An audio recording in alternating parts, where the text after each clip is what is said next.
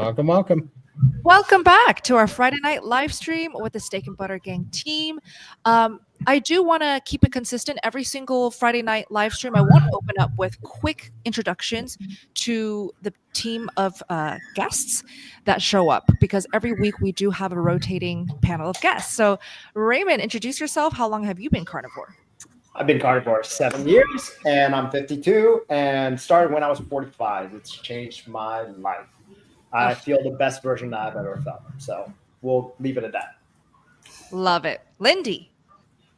Yeah, I'm Lindy from Melbourne, Australia, 52 years old, and I've lost 500 pounds on the carnivore diet in 3 years. I recently just had some skin removal surgery as well, lost 20 pounds of skin there, and thriving. Doctor's really happy with me, healing beautifully. So yeah, carnivore for the win. Now, Lindy, I realize you never really did give a personal formal update on this live stream that we do. Can you give one? So what are your thoughts and what's the latest update on your post-surgery? Oh, cool. I just had my post-op appointment 2 days ago, and the doctor is amazed at how well I'm healing. My scar is beautiful. I don't need to wear any bandages. Normally I need to wear them another month. He said, everything's looking fine. I don't need to. I can just keep doing what I'm doing. I just have to be gentle, not do anything silly, like jumping on my rebounder or anything right now. But apart from that, everything's healing beautifully. He's very happy with me, and I feel amazing. Just the freedom of not having all that skin on my lap is awesome. We're so happy for you. Thank you, Lindy. Thank you. Todd, introduce yourself. Yeah, I'm Todd. I'm the host of the Carnivore Cure on YouTube. I am 27 months carnivore, 41 years old, and I've lost a little over 320 pounds on carnivore. But the bigger things is that it cured congestive heart failure. I was oxygen dependent. I was pretty stuck in the house there for a while. Over 700 pounds was kind of rough, and it all cured up in just 27 months. And so I do this now because it's kind of hard to believe how this isn't better known as the way out for people. So bravo. Thank you, Todd. And Ellie, introduce yourself. Hello, everyone. My name is Ellie, and I've been carnivore for almost 2 years. It'll be in May. I can't believe how much my life has changed. I've overcome obesity, horrific gut issues, skin issues, infertility issues. Just, I was a mess and a wreck, and I'm so glad to be on the other side, medication-free, and with the passion to share my story here on YouTube and with my great friends. Love you, Ellie. Okay, so this is the amazing team that you guys get to learn from tonight. I'm a 6-year carnivore, went vegan to carnivore, and I healed mostly my skin issues as well as tons of hormone healing. So how do we submit questions for this panel? Todd, if you don't mind. absolutely. So this is 100% a carnivore Q&A with so you can ask us questions about carnivore and anything you've heard from our live stream. So what we would ask you to do is, for super chat questions, we are going to do rapid fire answers per panel, just because we get a lot of them and we're trying to get through them all and make sure we answer them. So put 3 capital Q's in front of your question, and also the panel member that you would like to answer it, and that panel member will answer it. And then super chats do take precedent, and super chats will the whole panel will answer the super chats. So appreciate it. Love it. Thank you, Todd. Let's jump right in. Also, let us know where you all are hopping on from and located. Put that in the comments. Thank you. Okay, this one is from James. Welcome, James. Question for Bella. Why is butter better for acne than other dairy products? Thanks. I wouldn't say that butter is better for acne than other dairy products. It really just depends on the person. I will just say, so being in this carnivore community and seeing so many countless stories of people healing their skin, dairy products tend to inflame skin concerns. So let's say you're trying to heal psoriasis or rosacea. These skin concerns are very sensitive to dairy products because when you get pasteurized cheese, for example, that's pretty much all generic cheeses sold in grocery stores these days. Unfortunately, it is just a little bit more difficult to get raw unpasteurized cheese, there's a big difference. When you eat pasteurized cheese, because it is heated to a point where all of the enzymes and the amazing probiotics are killed during that process of heating, you're not really getting the benefits of that cheese anymore. So you're getting a lot of the inflammation when you're eating that pasteurized cheese. It takes a lot of self-experimentation, because one person healing from psoriasis could actually be able to tolerate pasteurized cheeses and butter just fine, whereas somebody healing rosacea plus another autoimmune can flare up tremendously if they even eat one bite of pasteurized cheese. So I'm just trying to emphasize each person's different. Butter typically doesn't inflame because it is a pure fat. So that's the reason right there. It is a pure fat. The small amounts of lactose don't typically cause issues for most, although some still get issues. That is when I recommend ghee, Ghee. The lowest inflammatory, hands down best fat that you guys can eat, and honestly be guaranteed no flare-ups, no inflammation, is suet. So write it down. Suet. That's how it's spelled, and you pronounce it suet. For my new carnivore viewers here, such a great fat, such a gentle fat. And I do recommend that you guys eat it raw. Okay. And as disgusting as it is, there are lots of tips and tricks that we can get into. Just ask if you want to know more. Eating it raw, so much more easier to digest than when you cook it and overcook it. Hopefully that helps. Amanda, how can I join the chat to ask questions? You type this, you just asked. Just like that. Yeah, seriously. So either that, or you can also join SBG, and we do live Zoom calls almost every day of the week where you can raise your hand and you can ask them in video form as well. So definitely come hang out with us in SBG, but on this platform, just comment like you just did is how you ask questions here. So exactly. So comment your question, Amanda. All right. All right. Kimberly, anyone else here listening, or Bella, what do you know about CSID? Carnivore has saved me. I beat my doctor to it. Does anyone know what CSID stands for? All right, let's do a quick Google. I just looked it up. Apparently, it's sucralose intolerance. What? Yeah, it says congenital sucrase isomaltase deficiency. New one for me. So rare genetic disorder that makes it hard to digest certain sugars and starches. It's also known as sucrose intolerance. Sounds like all humans, to be honest. Yeah, I was going to say, aren't we all? That sounds like I have that. Well, look, Kimberly, do you mind sharing some more details on how it pertains to you and your story and how we can help? We can circle back. Hi, 3 Diglets. Welcome. Thank you. Y'all know anything about hair thinning? My hair is thinning at the crown and wanted to know if cheese is giving me this inflammation to my scalp, or is there other foods I should avoid? Thank you. Well, we actually love talking about hair thinning here because it is a very popular struggle that people deal with these days. I'll answer with just this, and then I'll pass it off to Raymond. The biggest culprit, at least that we as a team see with hair loss and hair thinning, is under eating. That's my answer. Raymond, do you want to talk about that? Totally tackling under eating would be the most important part. And when we think under eating, we're not talking about, let's say you eat 1 meal or 2 meals. We're not talking about making them giant meals necessarily.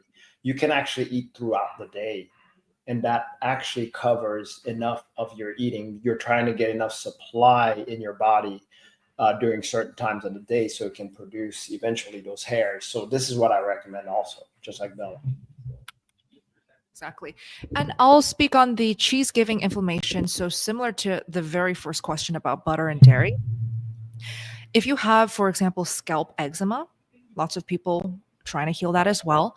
I do see cheese typically flare up that scalp eczema. If you have any irritation on your scalp, whether or not you have eczema, cheese can flare it up. So my best tip is swap out all pasteurized cheeses with raw, unpasteurized cheese, UN pasteurized.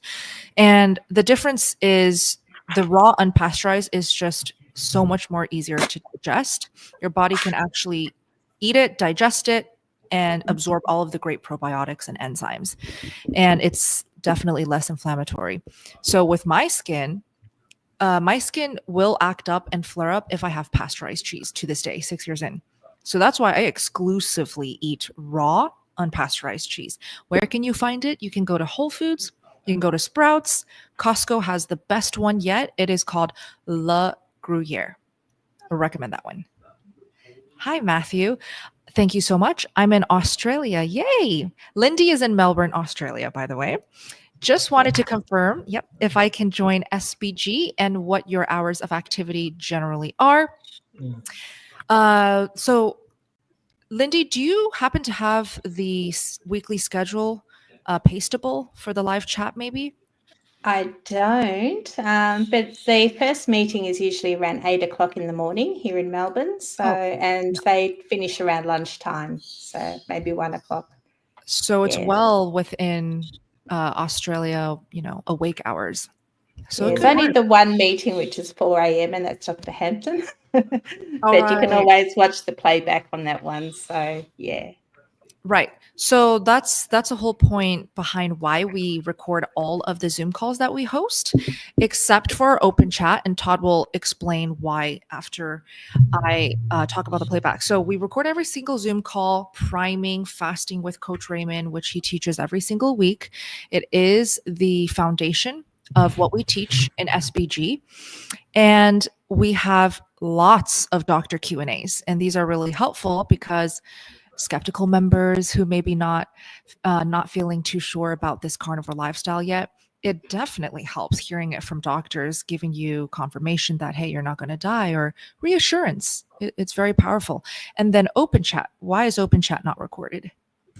Open chat's not recorded so that we can be a little bit more open in there and discuss things that are not going to be recorded and played back for eternity. So it's just a place where it's not a coaching call. It's not a lesson. It's just a chat, right? It's an open conversation where we're all can share experiences. But what's really powerful about that is that, just like Bella was saying, here in the world, we're all crazy for eating meat and saturated fat, and all of our influences around us will tell us that. But when you get into SBG and you get into the open chat and the Saturday night NSVs, and you actually see with your own eye on camera people just like you and me and everybody else that's in this community that are doing this every day and thriving on it and looking just vibrant and way healthier than your average person that's walking around on the street that's following the standard American, dogma of what diet is supposed to look like.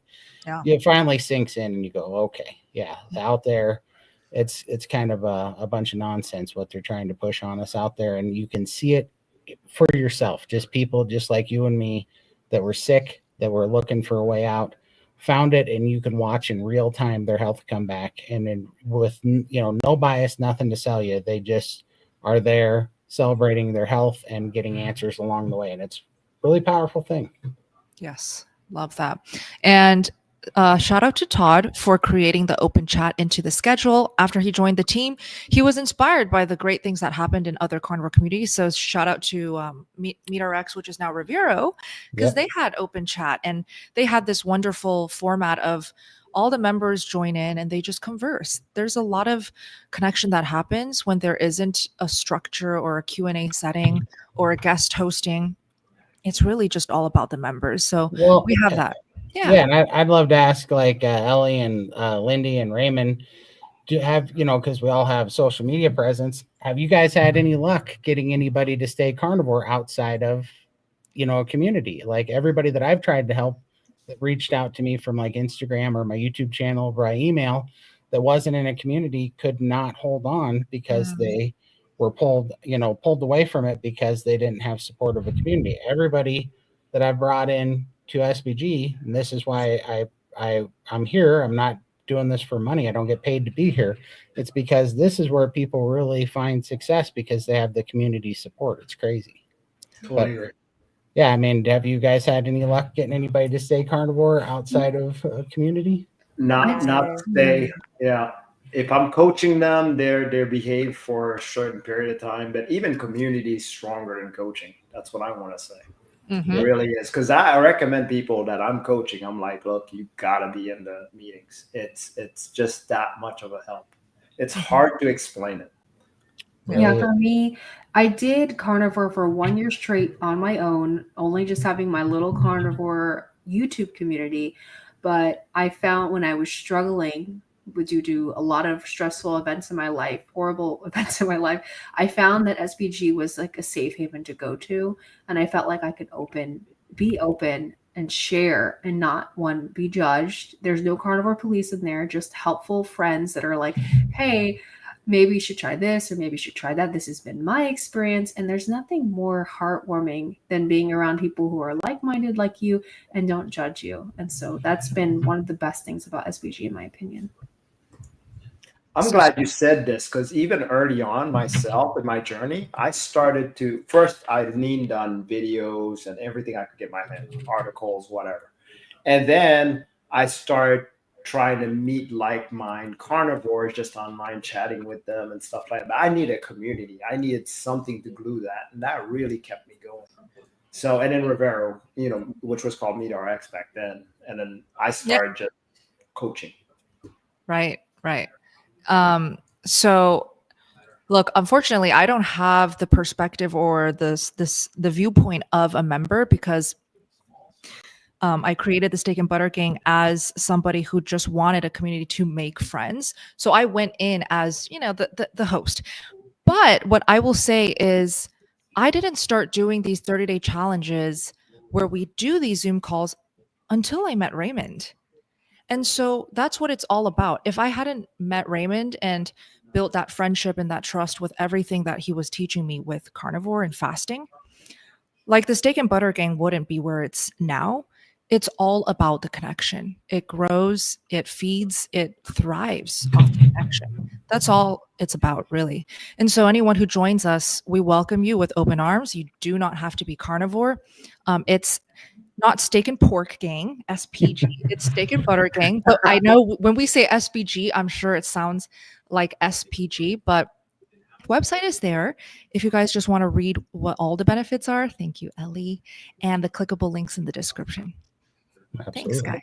Really, I want to say with the community, that is the crux. That is the crux of the SPG. But the rest is bonus. The doctors being there, your answers even from coaches, those are all bonus. The community is the key part. Yes. Shout out to some of our SPG members joining tonight. Let us know if you're part of the gang. Hello, LaDonna. Good to see you. All right, let's keep going. Nora, welcome and thank you. Menopause, pause and gaining weight. Okay, let's see. Menopause and gain weight, get on carnivore. What am I doing? Okay, so I'm assuming what she means is she's going through menopause, gaining weight right now, yet on a carnivore diet. What is she doing wrong? Is there more to this? Yeah, we need a little more age, how long you've been carnivore, all of that. Yeah, but we can give a overview of an answer and help. Right. Is best advice I can give for this type of topic: menopause and weight gain. We hear it all the time. And with women, like middle-aged women and women approaching menopause, going through menopause, one of the biggest misconceptions is, oh, I'm getting old. The weight gain's going to be inevitable. Literally heard this from my mother-in-law just the other day. Oh, Bella, I can't lose these 15 pounds that I gained. It's just part of old age. No, you can actually sail through menopause and maintain a really healthy and, lovely figure when you focus on eating a high-fat carnivore diet. Not everyone's going to love this answer of high-fat carnivore diet, but look at Dr. Elizabeth Bright's work. She's got 2 books out.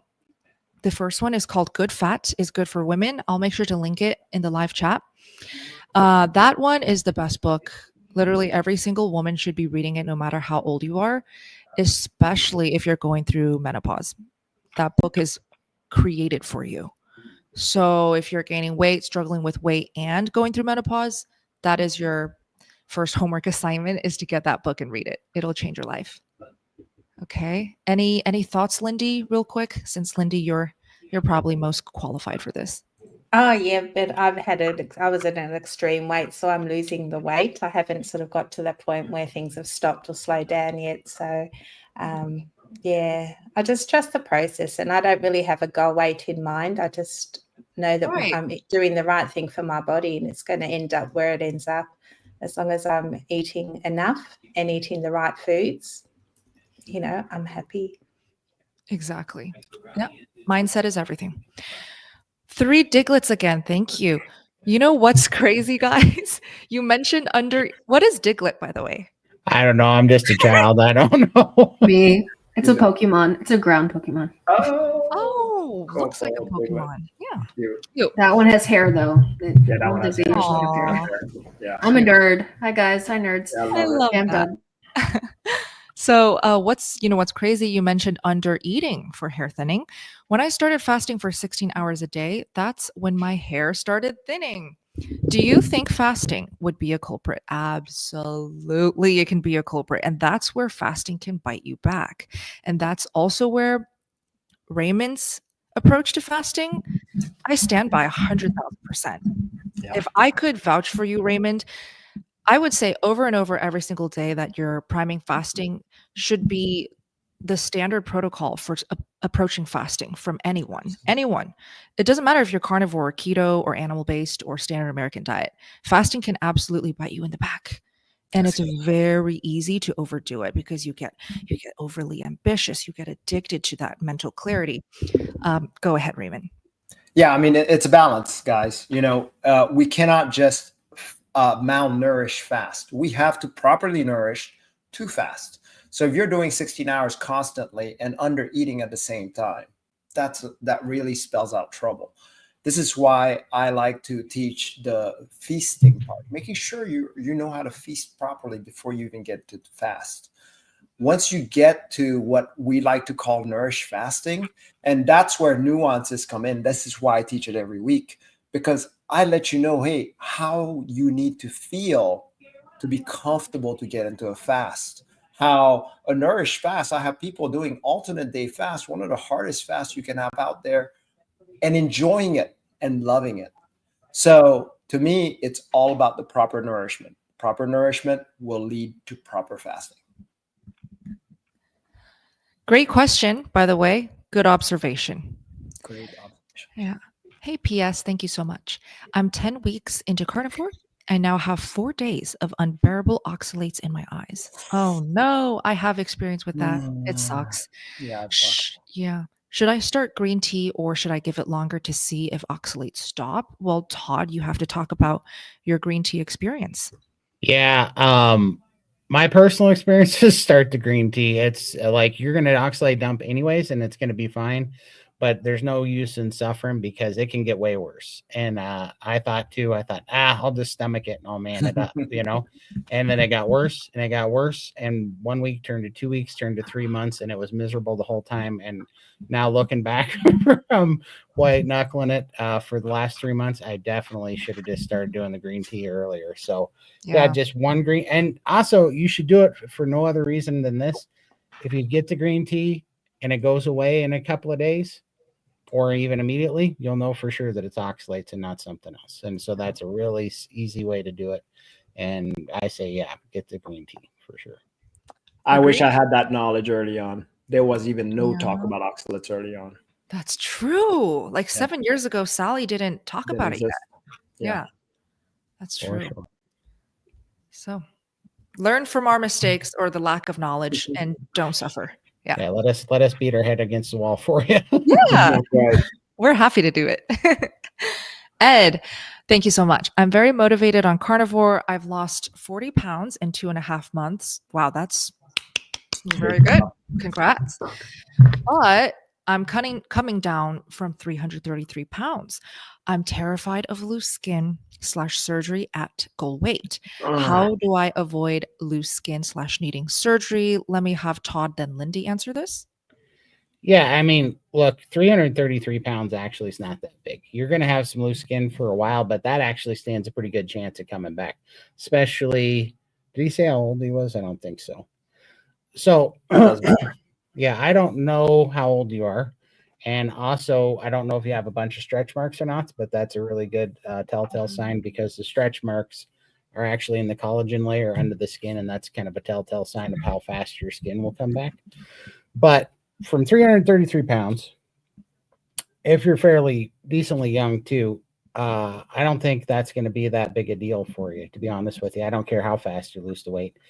And it really doesn't matter. I mean, look, I would rather lose the weight quickly and have loose skin and not be carrying around that weight and then let the skin catch up than hold on to extra weight for no apparent reason to only lose weight with the skin as it's coming down. Like that's no good for you. There's no sense in being sick and inflamed longer than you need to be. And also the skin, the looser it is, the more autophagy you're going to have, the more that your body's going to get rid of it anyhow, because ultimately that's what you're looking for. So no, I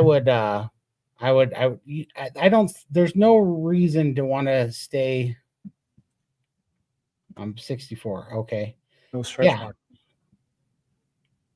No stretch marks. Yeah, I think you're going to be fine. I think you'll be absolutely surprised. I think you'll absolutely be surprised of how well you do. I mean, there's going to be some loose skin, but like it's so much better than carrying that weight around and being inflamed and having joint pain and all the fluid and everything. It's so much better. I would not let that bother you. Because ultimately there's nothing that you can do about it anyways, right? That bell has been rung. It is going to be what it is. So do the best you can and get healthy, and don't let that bother you. Well said. Any additional thoughts, Lindy? Yeah, look, I don't have any high expectations of what I'm going to look like when I get to my journey, when I get closer to my goal weight. It is what it is. And I have a huge scar now from my skin surgery. And to me, that's just a battle scar. Like, I'm proud of where I've come from. I've overcome 800 pounds and I'm on my way down, and I will get to where I'm going. I'm not going to look like Barbie or anything, but that's okay. As long as I can keep up with my family, travel, visit all my amazing carnivore friends, I'm super happy. I have my life back. And to me, that's more important than, having a bit of saggy skin. So, just be proud of who you are. Love yourself for who you are, bumps and scars and whatever, Yeah. Yeah. Beautifully said. Thank you, Lindy, for that. By the way, shout out to all of the people in the live stream chatting it up in the live chat. I just want to shout out you guys, because I see all the time like, oh, I saw you in Hack Your Health. It was great to meet you. I love meeting you guys in person. And I am the most grateful for the engagement that we get in these live streams, because I actually do it out of pure enjoyment. And I do it every single week now, twice a week, because it's that fun. Okay. And the reason I enjoy it so much is because I get to interact with you guys in the live chat. It feels very different from just posting a pre-recorded video. It is a magical feeling to be able to embrace this community the way that you can through live streams. So thank you guys for joining us always. Okay. Patrick, hi gang, I'm new to this. Should I be concerned about gallbladder stones? Todd, do you want? Okay. I'll tackle that. Go ahead, Raymond. I really want to say this is so interesting. For some reason, when people go on the carnivore diet, they want to worry about gallbladder stones, high cholesterol, this and this and that. And it's kind of interesting when we decide to, say, have McDonald's or have Burger King, and none of this stuff comes up. Why is that? What I'm saying is, hey, don't worry about gallbladder stones. Just see what your journey is going to turn out. We don't know. Whatever it turns out, when it happens, if it happens, which I doubt, then deal with it then, just like it was any other diet that you were on. 100%. Any thoughts, Todd? With your I mean, it's along the same lines as the skin question we just had. Yeah. If you have a gallbladder stone that you're going to pass on carnivore, it's because you already have a gallbladder stone that you built from your standard American diet, and it's going to break down and you're going to have to pass it. You're better off in the long run. I believe that you have a less of a chance having a gallbladder pattern in the long run. Excuse me. I don't know why my phone's doing that right now. In the long run, you're going to have less of a chance of having gallbladder problems if you get rid of that gallstone, right? So it's just like the 3 months of oxalate dumping and the detoxing and stuff that I went through. I lost 320 pounds. I'm way healthier. I probably wouldn't even be alive right now, to be honest with you, had I not done it.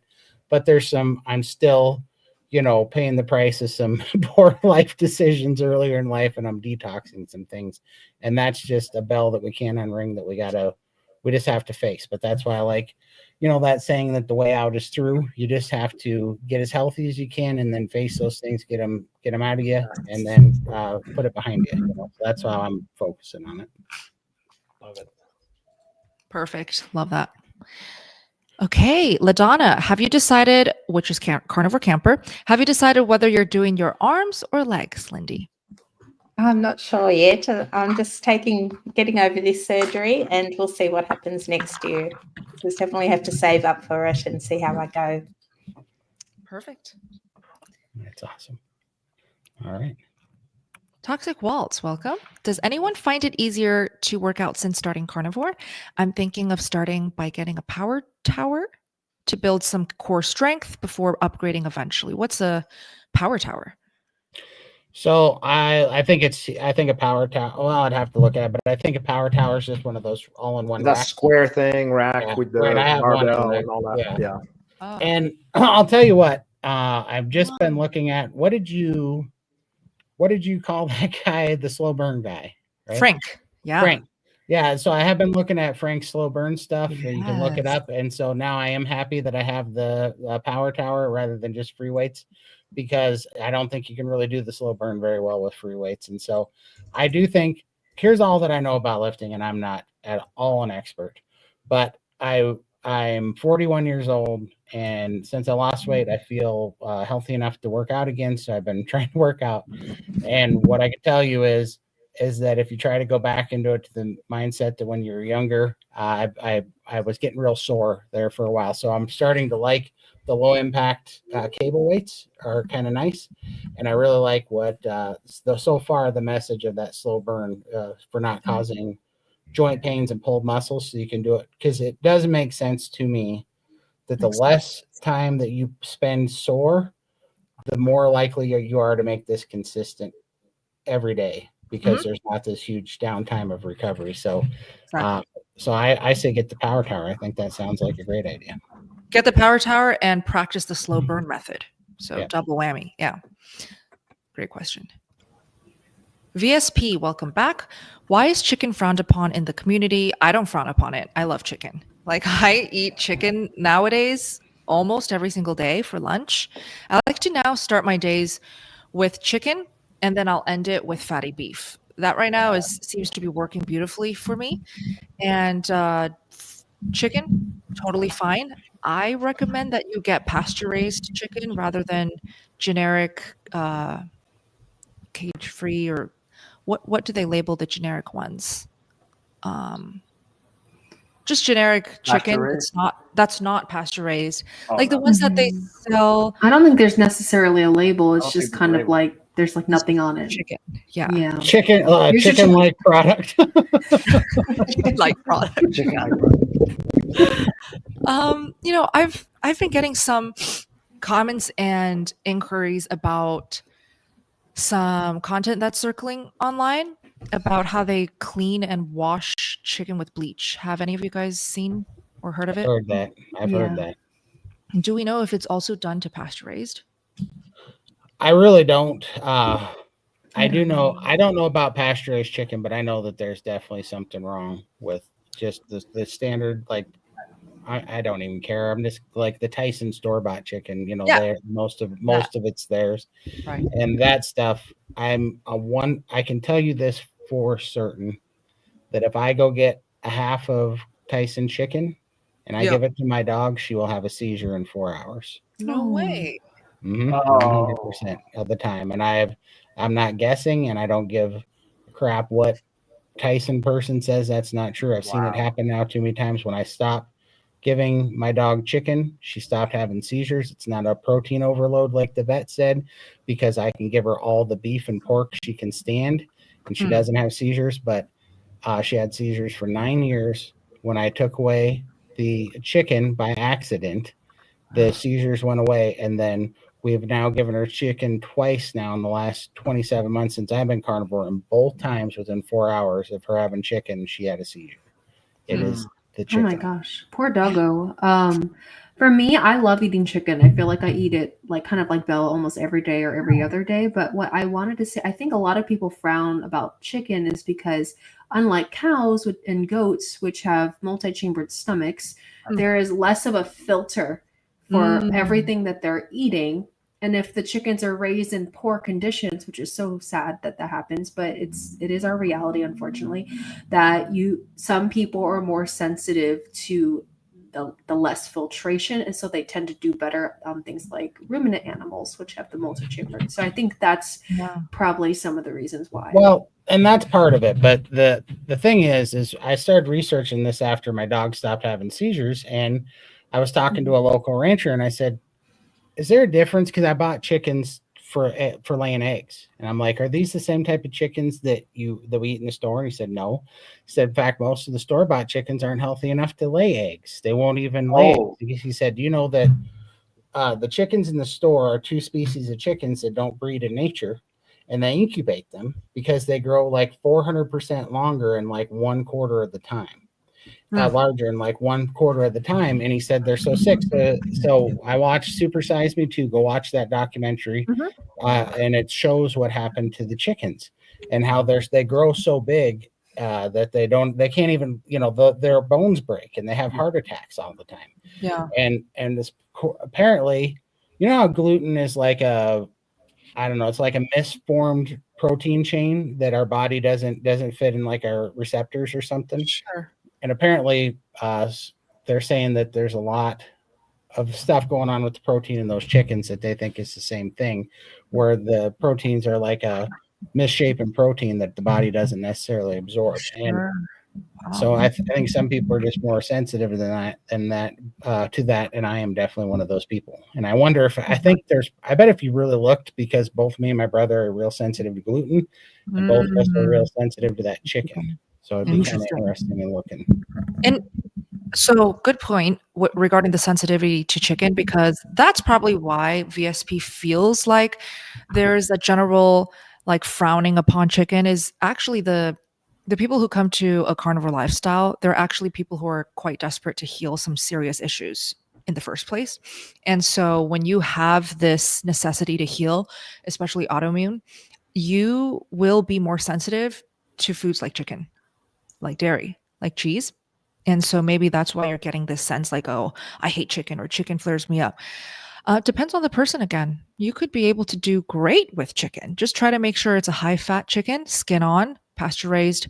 I eat chicken wings every day. I eat chicken thighs, pasture raised. Okay. That's awesome. I used to have issues with chicken. And just to let you know too, necessarily if you try chicken, it doesn't work for you now. That doesn't mean later on down in carnivore, many years later, that you can't tolerate it still. Exactly. Yes. Sure. Yes. All right. Question mark. Welcome and thank you. What could cause ammonia body odor on carnivore? Ammonia body odor. Raymond? Yeah. So really, ammonia is nitrogen buildup from the meat you're eating, and then it can cause an offset of the ammonia. The other thing that you'll notice, it can also be because of the ketones coming out, and that makes a stronger smell of ammonia. So I'm generalizing right now at this point. So one or two things that you can try to do is, one thing is, don't eat so much lean. Make sure you have enough fats that will balance that out. The other thing is, maybe perhaps your body is not processing ammonia properly enough. And there are tricks for that to help it process. Amino acids actually do help process it a little bit better. But I would try staying off of that for now and just trying up your fat, see if that helps you. Perfect. All right. Thank you. Sorry, 1 second. No worries. Hi, Lynette. Welcome. Any thoughts on nutritional yeast on carnivore? I ate so much nutritional yeast as a vegan. Yeah.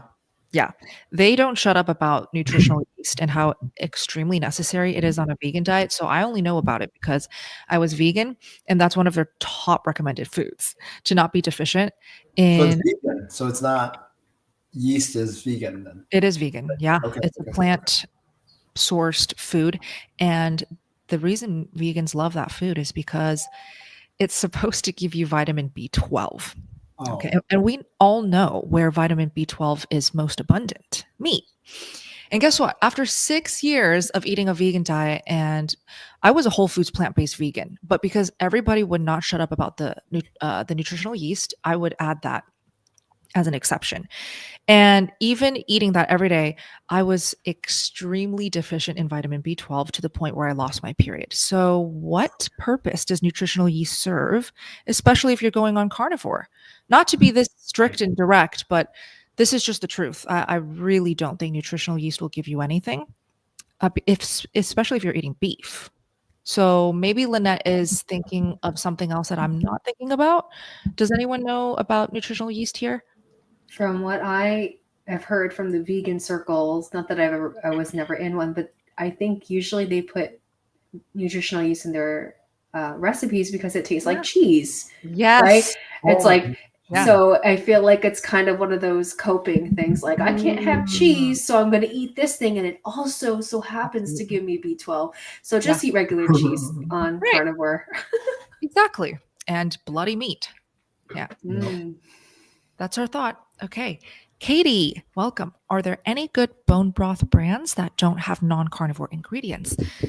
I don't get enough bones to make the amount of broth that I want. Ellie, what are your thoughts? I know that Costco sells a bone broth, but I think that most pre-made have at least some vegetables in it.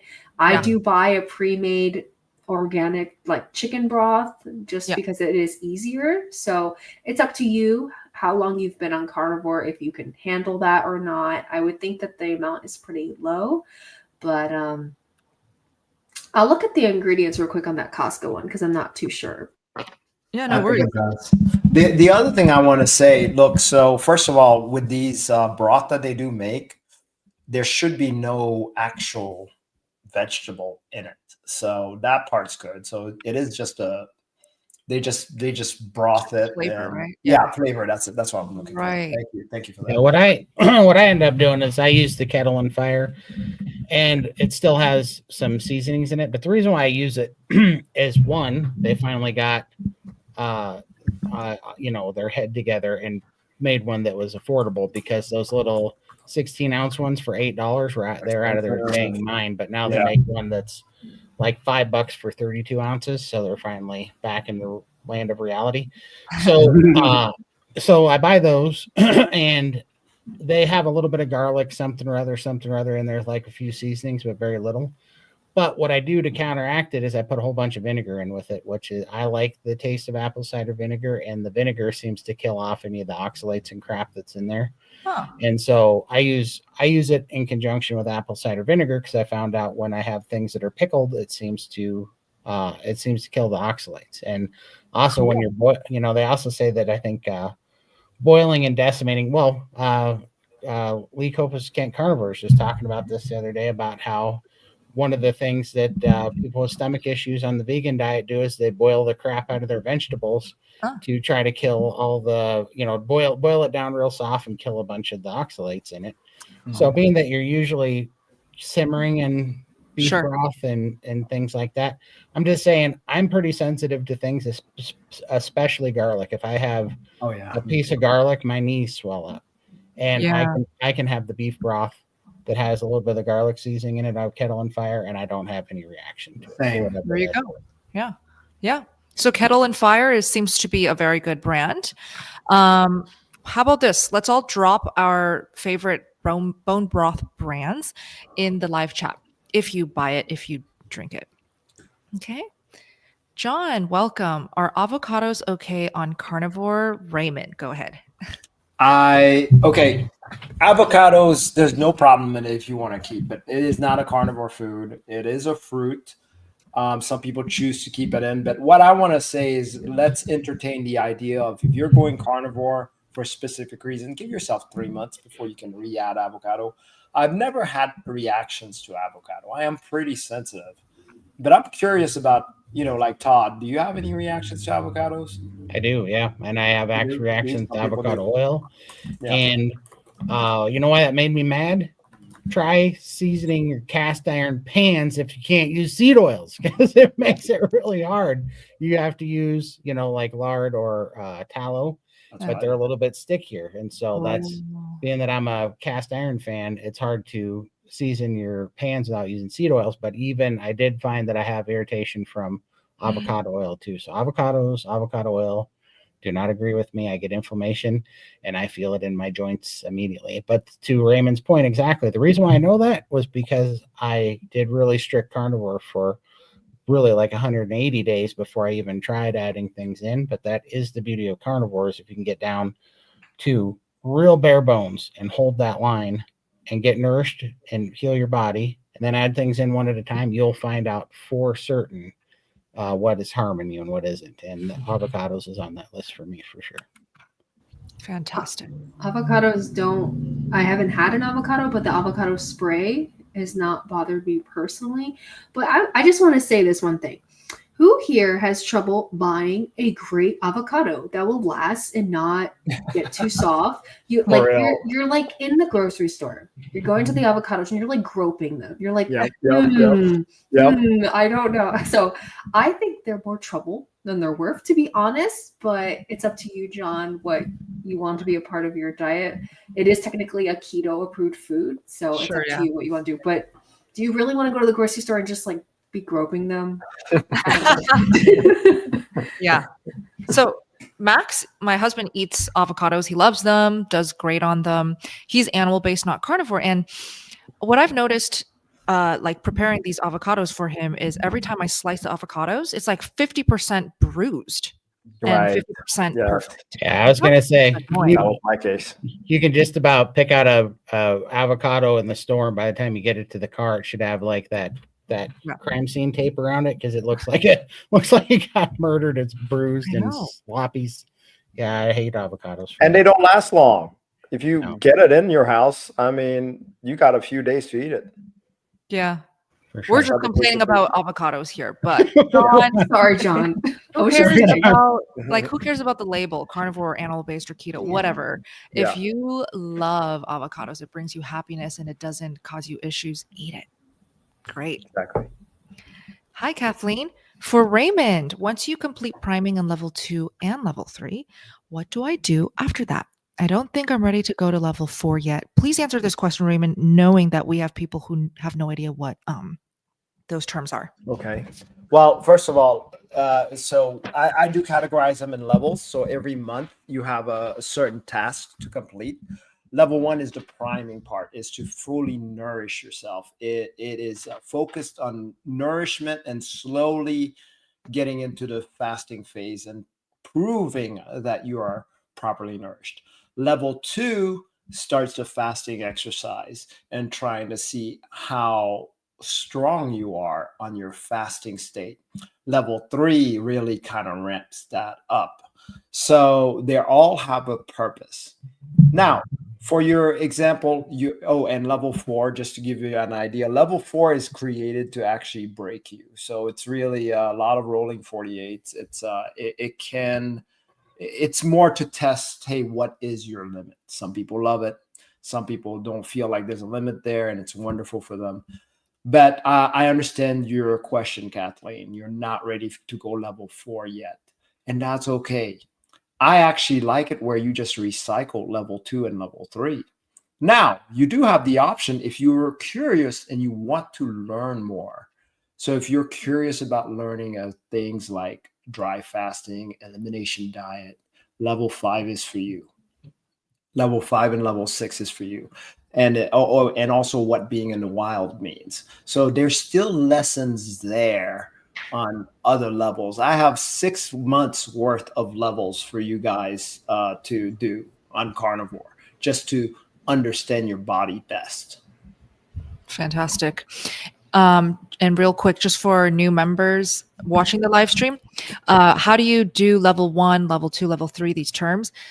They're part of the 30-day challenge in the Steak and Butter Gang, and you just have to do 3 consecutive 30-day challenges because Raymond teaches level 1, 2, 3 monthly, just on different days. So you can do that. If you want to access Raymond's level 4, level 5, level 6, you can sign up for his chisel workshop offered in the Steak and Butter Gang, because I know I'll get questions. Okay. Hey, Tara. My husband has SIBO. It's contagious. We are both carnivore, and I'm in the Steak and Butter Gang. Please advise. Is it contagious? It's contagious? I didn't know that. Small intestine. Yeah. Unless she means she has it too, and that's what. Well, I don't think it's contagious, guys. Well, I think I guess she wants advice on how to help SIBO. Oh gosh, carnivore is the best thing. It's literally, I think it's safe to say that carnivore can really cure SIBO. Yes. Yeah. I mean, I've seen it. I've witnessed it with my wife, for example. She had SIBO and she went carnivore for a little bit and it was just not there.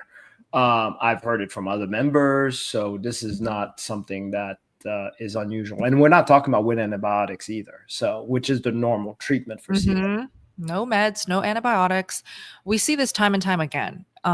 People completely getting over their SIBO and curing it, no longer having a single symptom of SIBO.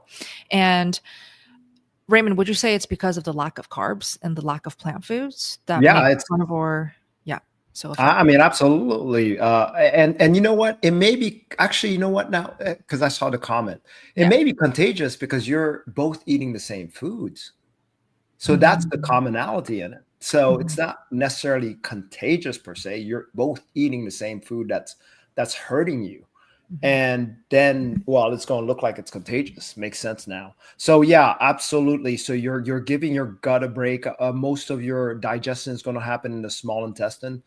You're giving your large intestine pretty much a nice break. And hopefully any of the small and the bacteria just get starved out. You know, they don't have sugars, they don't have carbs to fuel on. Yeah. They'll go to sleep. They become dormant, right? Dormant. Yeah. And we also hear just as frequently when somebody brings back in the carbs or they do keto animal-based, the SIBO comes back. So it is unfortunate, but that's why I think carnivore works. Yes. Hi, Caleb. Thank you so much for joining us. Always good to see you. Thank you so much. You saw him in the open chat today. Really? Nice. Yeah. Oh, Nice How to see you there. fun. Yay. Happy to hear that. Anita. Hi, I'm Naita and I'm from Anaheim, California. Awesome. My question, I'm on atorvastatin right now. Been doing carnivore for 3 weeks today. Shall I stop the atorvastatin now? And any info would be very welcome. So firstly, this is really the best question for Dr. Phil. Phil's not going to join today, but I do recommend watching Phil's video that I filmed interviewing him on my channel. It's in the posted videos tab, not the live stream tab. I'll actually link it in the live chat. Raymond, any thoughts on this? Do you know this med? Yes. So first of all, the biggest disclaimer, please talk to your doctor about this. That's who you should be talking to. We don't know your conditions. We don't know anything about you. And even if we did, we won't know you as well as your doctor has that's been dealing with you for a while. Why he put you on there, that's his reasoning.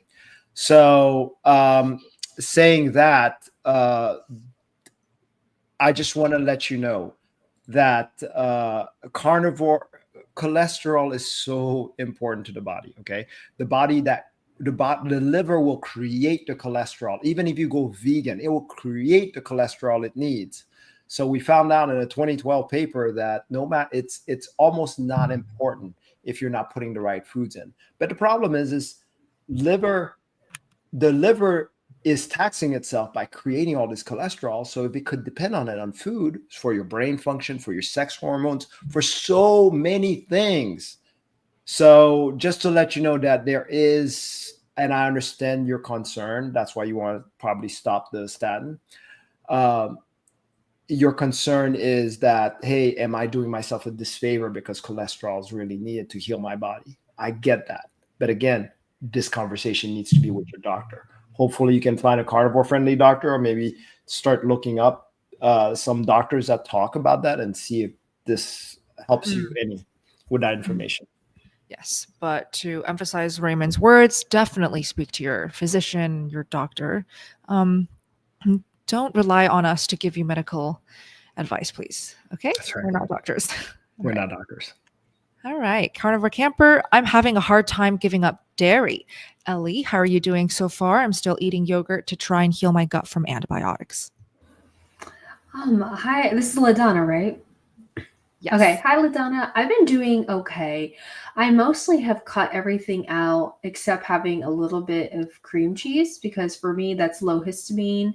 It doesn't really flare me up too much, and that's something I can kind of moderate a little bit better. I think that you really have to be dedicated to do it, because it just tastes too darn good, right?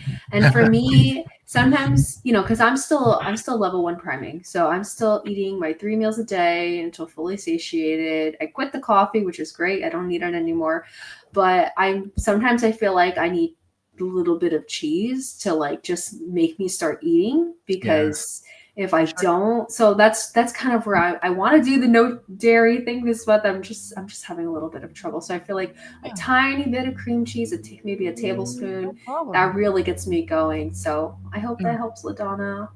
Yes. Such a good point.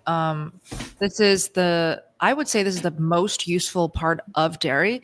I get that dairy has a bad reputation within the carnivores, especially more of the hardcore carnivores who love a very strict lion diet approach.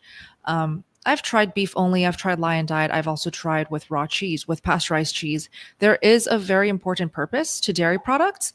It really does open up your appetite, therefore helps you eat enough. And so that's very powerful if you know what you need. Yeah. Actually, early on, I couldn't tolerate dairy much, but I kept it on just to eat more. And then later on, I can tolerate it. I dare say it's actually beneficial to me now. Yes. Strangely enough, especially raw yogurt. But anyways, that's a different talk. Yeah. Right. We love raw yogurt. John, so if I have psoriasis, I should not be using butter. Okay, so John, I think you heard the answer to the first question about butter and dairy. So it depends. Just from the many cases that I've seen with people trying to heal psoriasis, it could be 50-50, I want to say. Obviously, if you can get your hands on raw butter, I highly doubt that raw butter is going to inflame your psoriasis, because raw butter is it's one of the most magical foods, in my opinion. Experiment. That's the only way to know. See if it flares your psoriasis up. If it doesn't, keep it in, because butter is such a great way to eat enough fat. Awesome. I think Ellie's got to go too, but it was good having you on, Ellie. Yeah, thanks so much. Sorry, hubby's not feeling well, so I'm going to go to the rescue. So but I love being here, and have a great night, everybody. Bye. Love you, Ellie. Thank you so much. Thank you, Ellie. Yeah. Did someone else have to go? Nope. Just in 30 minutes. I might 30 minutes? Okay. No problem. Thank you, Raymond. Oh, Amanda says, remember to hit the like, please. Thank you. We should remind people to do that, huh? Like and subscribe. We'll leave it to our live stream community. They do a great job. I don't want to be like that, I don't even know if it works the same way. I don't know how that works. So you guys can help, drop in the live chat for us. Thank you so much. cool. Cisse, which one is likely to be the problem with egg allergies, the yolk or the white? How do you separate the two cleanly? Do you have experience with this, Todd? Yeah, I do. I ate a bunch of eggs. In fact, somebody sent me a video about it, and Dr. Barry's got a new video out on that, which is kind of funny. So as long as you're cooking it, it's not a big deal. But if you're eating it raw like I do, which I don't eat egg whites, but it's kind of interesting. He said that raw egg whites, Dr. Barry he said it's the only anti-nutrient in carnivore is raw egg whites. So it was kind of interesting. Yeah, I forget what he said, but he said it like blocks B12 and biotin or something, like 3 different things that it blocks the absorption of in the body. So that explains why. For anybody that doesn't know, I was eating 54 eggs raw a day for to boost testosterone for the DHEA, and I found in a very short period of time that I had to get rid of the egg whites because I was not feeling well. And so I would take. I was actually doing 36 full eggs a day, and I changed that to 54 egg yolks a day instead, and much better. So yeah, the egg whites, there's something nasty in them, which I do. You know, there's something that just does not agree with me at all on the egg whites, but the yolks seem to be fine. And the best way that I separate them is because I do 18 at a time. Is I just crack 18 of them in a bowl, and I have a big spoon that's like that. It's metal. That's very flat, almost like a really flat ladle. And then I scoop the egg yolks out, and that's the fastest way I've found to do 18 of them at a time. That's a lot of eggs. I can't imagine doing that to all those. Wow. Yeah, the separation, that's the fastest way I've found. Awesome. Yeah. And then emphasis on the raw, not cooked egg whites, raw egg whites can cause quite a lot of issues for people. Correct. Yep. Great. Hi, Matthew. Thank you. I get the runs nearly daily, and I've been carnivore for 2 months, cutting dairy and just eating meat and fat. Any tips? I also get really dry skin. Okay. Runs daily. Any tips?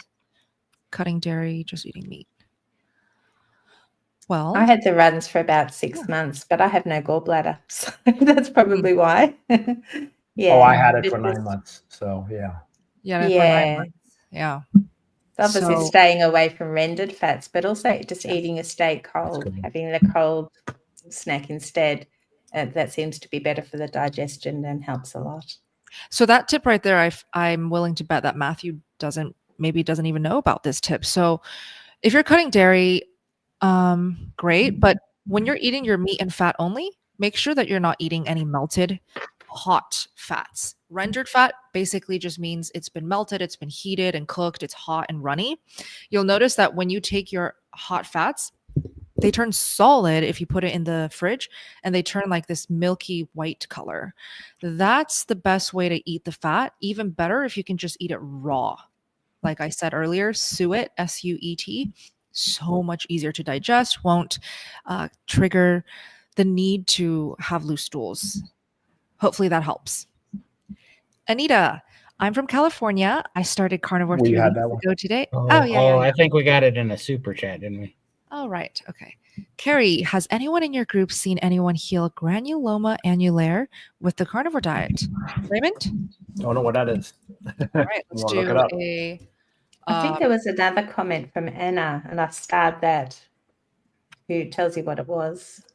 Okay, so it's a chronic skin condition characterized by raised ring-shaped bumps, papules that typically appear on the hands, feet, and arms.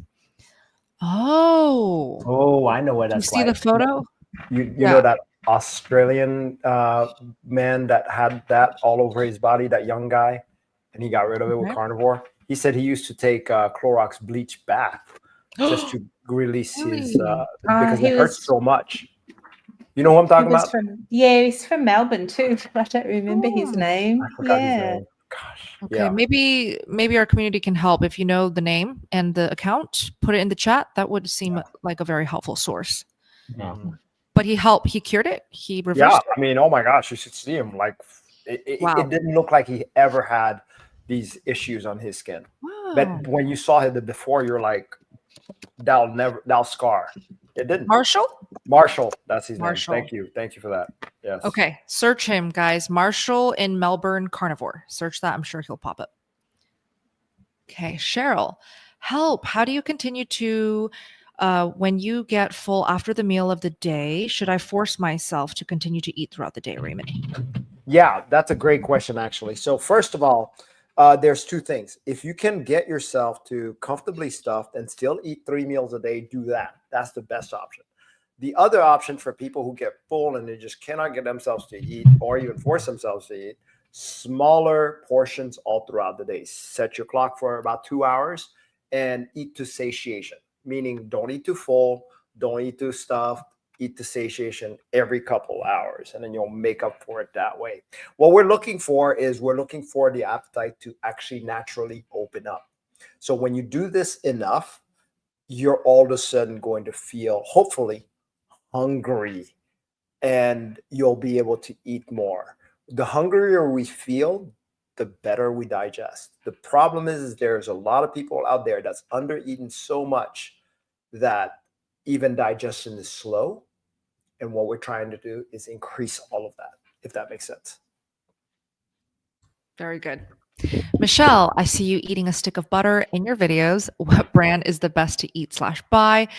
I don't have like a recommendation where I could safely say it's the best brand, but I can tell you what I love, and that's Vital Farms. Vital Farms unsalted butter, and I like Truly grass-fed unsalted butter. I also love Raw Farm, raw unpasteurized unsalted butter, but that can only be found in California, unfortunately. So anywhere in the States, you can get Truly and you can get Vital Farms. Why do I eat unsalted butter? Personal preference. I don't eat salt as a 6-year carnivore, and we can talk about it if you guys ask questions on it, but I thrive off of no salt carnivore. Okay, great. Toxic waltz. Related to hair, I've experienced no issues 30 plus days in. Is that maybe because I had already been eating relatively clean before? So maybe my body didn't experience anything too shocking related to hair. No issues the same. I mean, that's a good thing. You don't have hair issues. You're not. Yeah, no, you're doing good, right? Yeah, we're not saying that everybody who starts carnivore will start losing I hair. know. That's very scary. I think the pattern is this. Most people want to lose weight these days. Right. Most people are feeling sick and tired these days. And so most of us have gone through the hamster wheel of doing all of the yo-yo diets, all of the calorie counting, all of the juice cleanses, maybe vegan diet here and there. So our body has gone through a lot of stress. And then that stress will bite you in the back weeks after you do it to yourself. So let's say you work yourself out until you have joint pain. You overwork yourself in the gym. Couple weeks later, you might actually see it translated in some hair loss. Scarily enough, I saw the hair loss when I first started carnivore because I was vegan for 6 years, and I was already losing hair well within my vegan years. I just was so stubborn to look outside the vegan box. So don't make that mistake. And if you don't have hair loss, don't worry about it. Don't stress yourself out. That's what it sounds like, right, guys? It's just Yeah, not to hair loss. me. Then Yeah. you're good to go. Good job. Hi, Jess. Is it normal to have heart palpitations when on carnivore or low carb? Does anyone have experience with heart palpitation? Okay, go ahead, Raymond. It's first of all, it's not a good sign to have heart palpitations on carnivore or low carb. There is an issue going on there. Typically, it's adaptation to fat, and typically, what I see is the folks that get it is within the first month or so on carnivore. And also, it can also be not eating enough. So, to a couple things, rendered fats, totally avoid. There are some people who are very sensitive to that liquid fat that it can cause heart palpitation. So that's the first thing I like to eliminate. Getting more into the cold fats. I even tell them if they're still feeling it, leave your steak out for a little while where it gets to room temperature before you eat it. So that's how sensitive they can be. And some people, I would even say, refrigerate it first, eat it cold. I think Yeah. Bella even does that, right? Oh, yeah, it's Still such a prior great to the hack. face. Yeah. So not that you have heart palpitation, but still that comes in handy. But usually it's something to do with the fat. Yeah, and then I actually did it to all meat that I ate for a period of time. So any cooked meat like a steak, burger patties, I would wait until it comes to room temperature, and I found that really helped with my nausea. And this applies to heart palpitations as well. Try it. Yes. Great. Hyperclocked, welcome. Is fasting every other day the best fat loss approach? I think, okay, so if you're asking like studies, yes. If you're asking me personally, yes. So I love that alternate day fast routine. But there is a caveat to it. There needs to be a proper period where you're actually you're prepared for it. in hours. That's what we like to do, the priming period, before you even start slowly stair stepping to that alternate day fast. And there is a limit that you can do before you can get to the under eating portion of it, because alternate day fast can be rolling 48. It can be eating 2 meals. It can be eating 3 meals in between. So you need to be wise when you're doing it, and this is what we teach in our program. Yep. Todd, any thoughts on this? Yeah, I mean, absolutely. I did a fair amount of fasting before I found carnivore, and the problem is fasting wasn't a heck of a lot different than a calorie restrictive diet. What would happen is when you get done fasting and you eat, all the weight would come back on. So you just go on this roller coaster because you weren't fixing the problem. And that even is similar on carnivore if you don't prime first. If you don't get nourished and you come into it with a low metabolism, your body's still trying to heal your metabolism. So it's going to still, you're just going to put the weight back on. You're not releasing any weight until you heal your metabolism. And that's what Raymond's priming protocol does the best, is it heals your metabolism. But once you go into it with a nourished body and a healed metabolism, yeah, I mean, fasting, man, it just shreds the weight off. It's crazy. That's great. Well said. Just eat enough before you even dip your toes in fasting, please. Yeah, it's counterproductive if you're not nourished, because you're just going to hurt your metabolism more, and you're going to be on the same yo-yo diet you were when you were doing calorie restricting. Exactly. All right. Has anyone tried? I'm not going to even try to say that. I know. It tastes just like caramel, and when you melt it with some cream, it definitely tastes like caramel. Very cool. Has anyone tried it? Sounds deadly to me. Anything that I know, I was gonna say, that would calling me. That would put you in a bad. A rabbit hole. Yeah, no, thank you. Yeah. But I haven't tried it. I don't think any of us here have tried it. Norwegian brunch. Oh, Norwegian? Cheese. Yeah, some kind of brown cheese. Yeah. Let us know if any of you watching tried this cheese. Oh, it is a caramel cheese. It's a creamy caramel cheese. So there's caramel in it. I hope not. That's not cheese. I hate to break it to you. That's a cheesesteak. Wait, is there or no? It's just called it. I'm looking. So it says Sky Queen's Gestro is a firm brown, naturally sweet cheese made with goat's milk. Naturally. Oh, naturally. So But they call it creamy caramel. Very cool. That sounds neat. Yeah. It does sound deadly though. Like I imagine I would set some records eating that, because I love way too much. Yeah. And it's goats. Wow. Goats, yummy Dang. cheese. Sounds delicious. Thank you for bringing it up. Maybe I'll try it. I know. I might want to try it. Yeah. Hi, Greg. Have any of y'all had dandruff go away on carnivore diet? Anyone here? Yeah. You want to talk about it? Well, so I used to be the type that when I got in the car, I could make it snow, because I had so much dandruff. And I'm sure for anybody with dandruff knows what I'm talking about. And I used to get these huge flakes. Here's the problem, though. There was a time on carnivore, a period of time, and I believe that was oxalates. I got worse, and I was flaking it away all over the place. And then it'd go away, and then it'll come back, and then it'll go away. I mean, for now, I haven't seen it come back in a while, but that doesn't mean that it's not going to come back either. But really, no matter what, it's not near as bad. It's not itchy or scaly. It's more hydrated, my scalp. So that's the part I really like. So yes, in a way it does, and in a way it doesn't. Okay. Thank you. Scott, anyone? Oh, this is for anyone.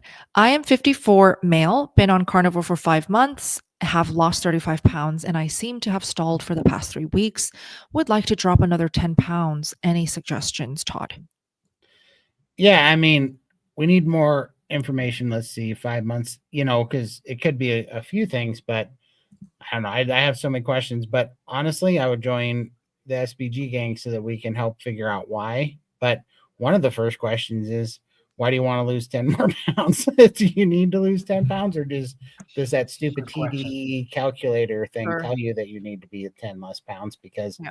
if that's all that you're saying that for, those things are way wrong. They're not calibrated for carnivores by any means, because we put on more muscle and bone density and Yes. dense tissue.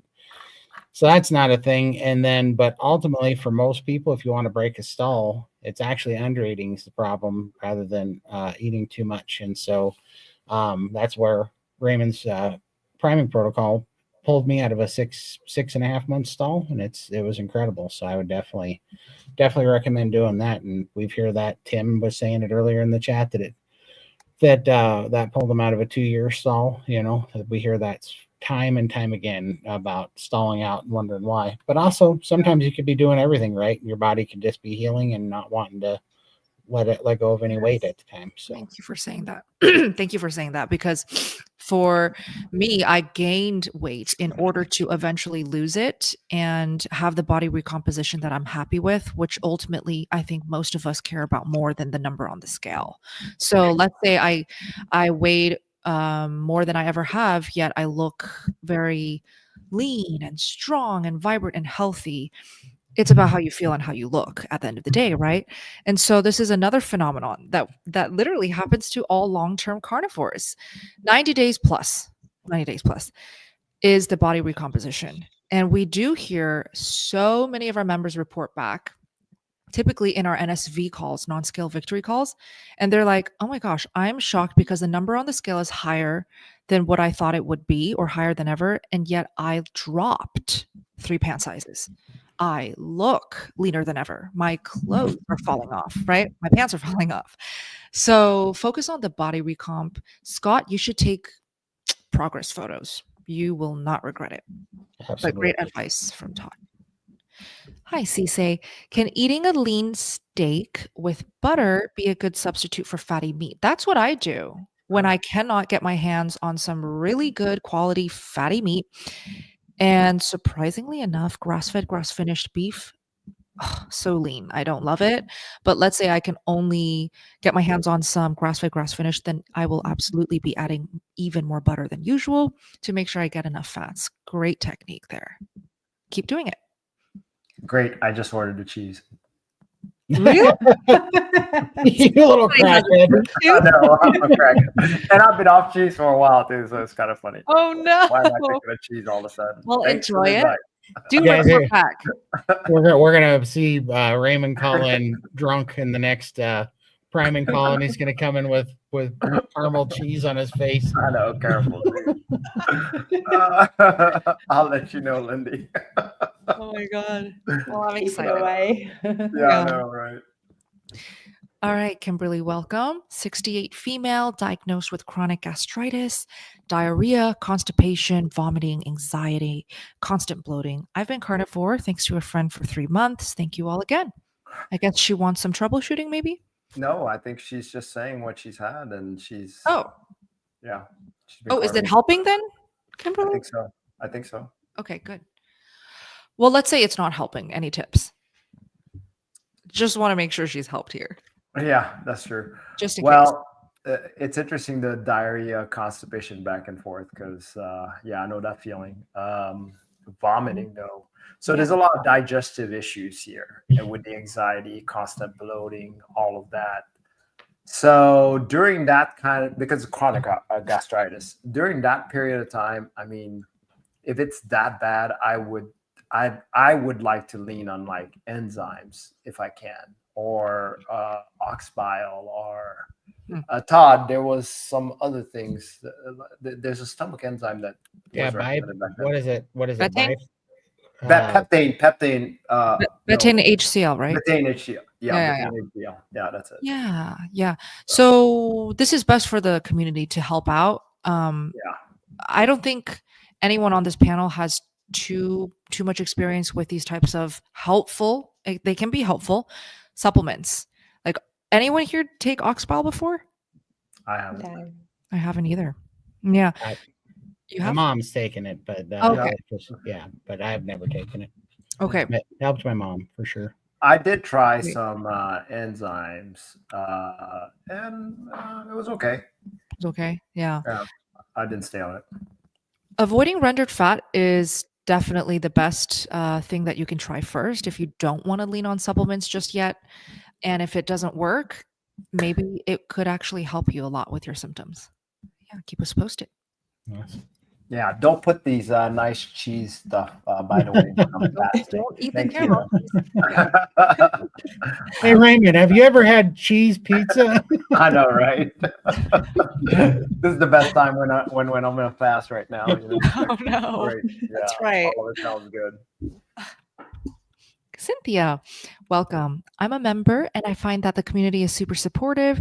I think it would be so hard without it. I've met 2 new friends that are local and now we text and call each other. It's so much fun. That is so magical. So cool. That is I awesome. love That's what that. it's about. Thank you for being part of the gang. Yes. HG, when did cravings for carbs disappear for y'all? I am 16 days in and I'm not craving carbs That's it. anymore. That is That's what it's really about. great. Wow. 16 days is a really, really fast turnaround for you. For most people, it's going to be 90 days and after for like the serious sugar, sweet tooths and carb addicts. Todd, how about you? Yeah, well, for me, it was 5.5 weeks, but that was after 2.5 years of ketovore didn't work because I wasn't letting the sweet tooth die. But 5.5 weeks of very strict. It wasn't like I went from SAD diet to carnivore. I went from fairly strict keto, but it was still keeping that alive, to really strict carnivore. And I only ate bacon, beef, ruminant animals, pork, eggs, butter, salt, and water. And that under that it took 5.5 weeks and hasn't been back since. I got the patented Lindy off switch. Love that. How about you, Lindy? Yeah, it took me a few months because I don't have a carnivore family, so they're always bringing things into the house, and it's always difficult to navigate that because it starts the thought process again. It's like, oh, this one won't hurt, and I know that one will hurt me because I can't stop at one, so I have to be really mindful of that. And I kind of banned my family not to bring anything, or my husband in particular. He's not allowed to eat anything in the lounge. If he wants to have crap, he can eat it out in the car when he's at work. I don't care what he does, but he's not to bring it in the house. So I've had to put a few rules in place because I still struggle 3 years in, and things come into the house and it does start those thoughts, and it's dangerous for me. Good job for setting up the boundaries, though. That really is the best way to go about it. Yeah. Raymond, how about you? Yeah, I mean, it's going to be back with the caramel cheese. I know, right? Great. Someone's teasing me about this. I'm telling you. Yeah, well, you know that counter, counter of no accidents at work and 100 and whatever days. And then it goes to 0. Yours is about to go to 0 when you get but no, the cravings for me, really, it took about a couple of months. But see, for me, there's 2 different cravings. There was the mental craving and the physical craving. So the physical craving is what I can describe as like you can't stop thinking about a certain thing. I had that with like peanut butter, for example. I don't know what's that. I mean, I just could not get out of my mind. So obviously I gave into that early on. But later on it was just like what Lindy was talking about. If it's in front of me, then it starts with thoughts. So that's all mental cravings, right? It's like, oh, I remember what it tasted like. I'm not pulled into doing it. And if it goes away from my eyesight, I'm not thinking about it. So, I would think that was just a mental craving. So the rest was mostly mental. But like I said, after a year and a half or so, I started hating the smell for it. And then 2 years in, I don't even like the looks of it. Like I said, it looks like decoration. So it's a whole different conversation now. Wow. Although if you have cheese with caramel, that does. Well, you did give into your mental craving just by reading I know, that was a mental craving there. Yeah. But it is carnivore. It's fine. Yeah. I don't even like caramel. That's the worst part. I'm like, why really? am I interested in that? I just like the goat cheese. Just the curiosity, right? Yeah, the curiosity. Does Right. it really taste like caramel? What? How No. sweet would that be? Yeah. No, I hear you. I have the same thing. Alyssa sent me one video of some special beef cut the other day. Yeah. And I was 3 minutes into the video and I had ordered it already. I love that. That's so cool. Seriously, but again, back to the power of community. Within these live streams, we learn so many golden nuggets from each other, from you guys in the live chat. And then in the Zoom calls, somebody can say any random thing, and it really does set a trend in the gang. Like everybody catches on and they all try it and they converse about it. It's really fun. Yeah. Cool. Okay, so Lisa, welcome. I wondered if anyone has experienced healing ME, CFS with carnivore. Do we know what that is? Chronic fatigue syndrome. Yeah. Great. Thank you, Lindy. I know autoimmune healed, but specifically asking about CFS ME. What is ME part? It's kind of like Doesn't that. It's really- chronic. It's the same. It's a chronic fatigue portion. Some of them call it ME. Myalgic encephalomyelitis. Wow, that's a big name. Yeah. So remind me. I think Charlene Anderson had Lyme disease. So there's a lot of people with Lyme that causes the chronic fatigue. That has. I wouldn't say. Let's put it this way: they don't need to be on medication. So, would I say it's cured? It's still there. They'll still have flare-ups and stuff like that, but mild. Mild. Okay. Yeah. That's hopeful. Great. HG, any advice on managing scrutiny from friends and family? Yeah. I point and laugh as they get a little fatter and sicker every day. That's how I manage it. It did say friends and families. It's not talking about like No, they won't, no, they won't be friends listen, anymore. Listen, if you weren't friends or family, I wouldn't even pay attention to. I wouldn't There care. you I wouldn't even respond. I'd be like, troll, get away from me. But friends and family, I care enough to love point and laugh and ridicule till maybe they change. No, Yeah. you're right. Man. Well, look, I will say that like I had some judgment that I had to deal with, and definitely the type of judgment that was pretty critical and skeptical, negative from friends and also from family members. And I would just like not. I would say the last thing you should be doing is talking about how carnivore is saving your life and it's the best diet in the world. It honestly backfires when you talk like that and when they're already scrutinizing you. I keep it under the table for a reason, because eventually they'll see the benefits from the way that you carry yourself, from the lack of brain fog when you speak to them, from the weight loss that you will eventually have. And they're going to be like, whoa, what are you doing? What have you been eating or what have you been doing? That's when you start talking about it. That's when they will actually listen, because they're coming to you for the help. I'm sorry that you're going through this. Not fun. Lindy, any thoughts? Yeah, I've lost quite a few friends because of it, because I'm a freak. I'm weird with what I eat. I don't like to go out and use food as a center of, of whatever we do. I like to go out and go to a movie and enjoy, experiences and people, rather than going out and focusing about the food. So just different quality friends now, and I don't raise it at all. I just keep it all under. I have to kick my husband, because he's always like, oh, carnivore's great, and I have to kick him under the table and say, shush, unless people ask us, don't even say anything. Just, we just eat what we eat and let them eat what they eat. And if anyone raises it, we can mention it. And you just got to, test how they react to it. If some people are genuinely interested, and I'm more than happy to help them, hold their hand through the process. But if they're just going to make fun of it or whatever, I don't want a bar of it. I just like, you do you, I'll do me, more meat for me. And chances are they're eating my eggs and my beef anyway. So Right. Yeah, I don't really care anymore. But I was very concerned about it at the start, but I don't care now. Yeah. I'd love to know anyone in the live stream watching playbacks as well. Comment how you deal with it. If you have to manage scrutiny from anyone, how do you deal with it? Thanks. Tim, hi, from Walker to Walking. Coach Raymond's priming protocol broke a 2-year stall on carnivore way of eating and changed my life. Bravo. That's so That's exciting. awesome, Tim. We love hearing Yay, from Tim. Tim. We love Tim. Thank you, Tim. Bravo. Anita, did we do this already? Yes, we did. Oh, Oh, she asked a couple times. Okay.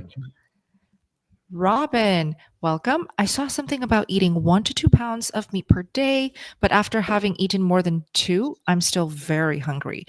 Though my dietitian 2 years ago was surprised I didn't weigh 120 kg. I was 85 kg instead. Okay, so let's see. Is she just trying to figure out if eating 2 pounds is too much or something? Gosh, you're still very hungry. And Gosh, she's still go very on. hungry. You need I to eat know. more. Yeah. Oh, Bella, help her out, because Yeah, maybe sure. as a woman Love to. weighing that, I mean, she might think that you can't eat that much. You shouldn't eat that much. I mean, how much do you eat?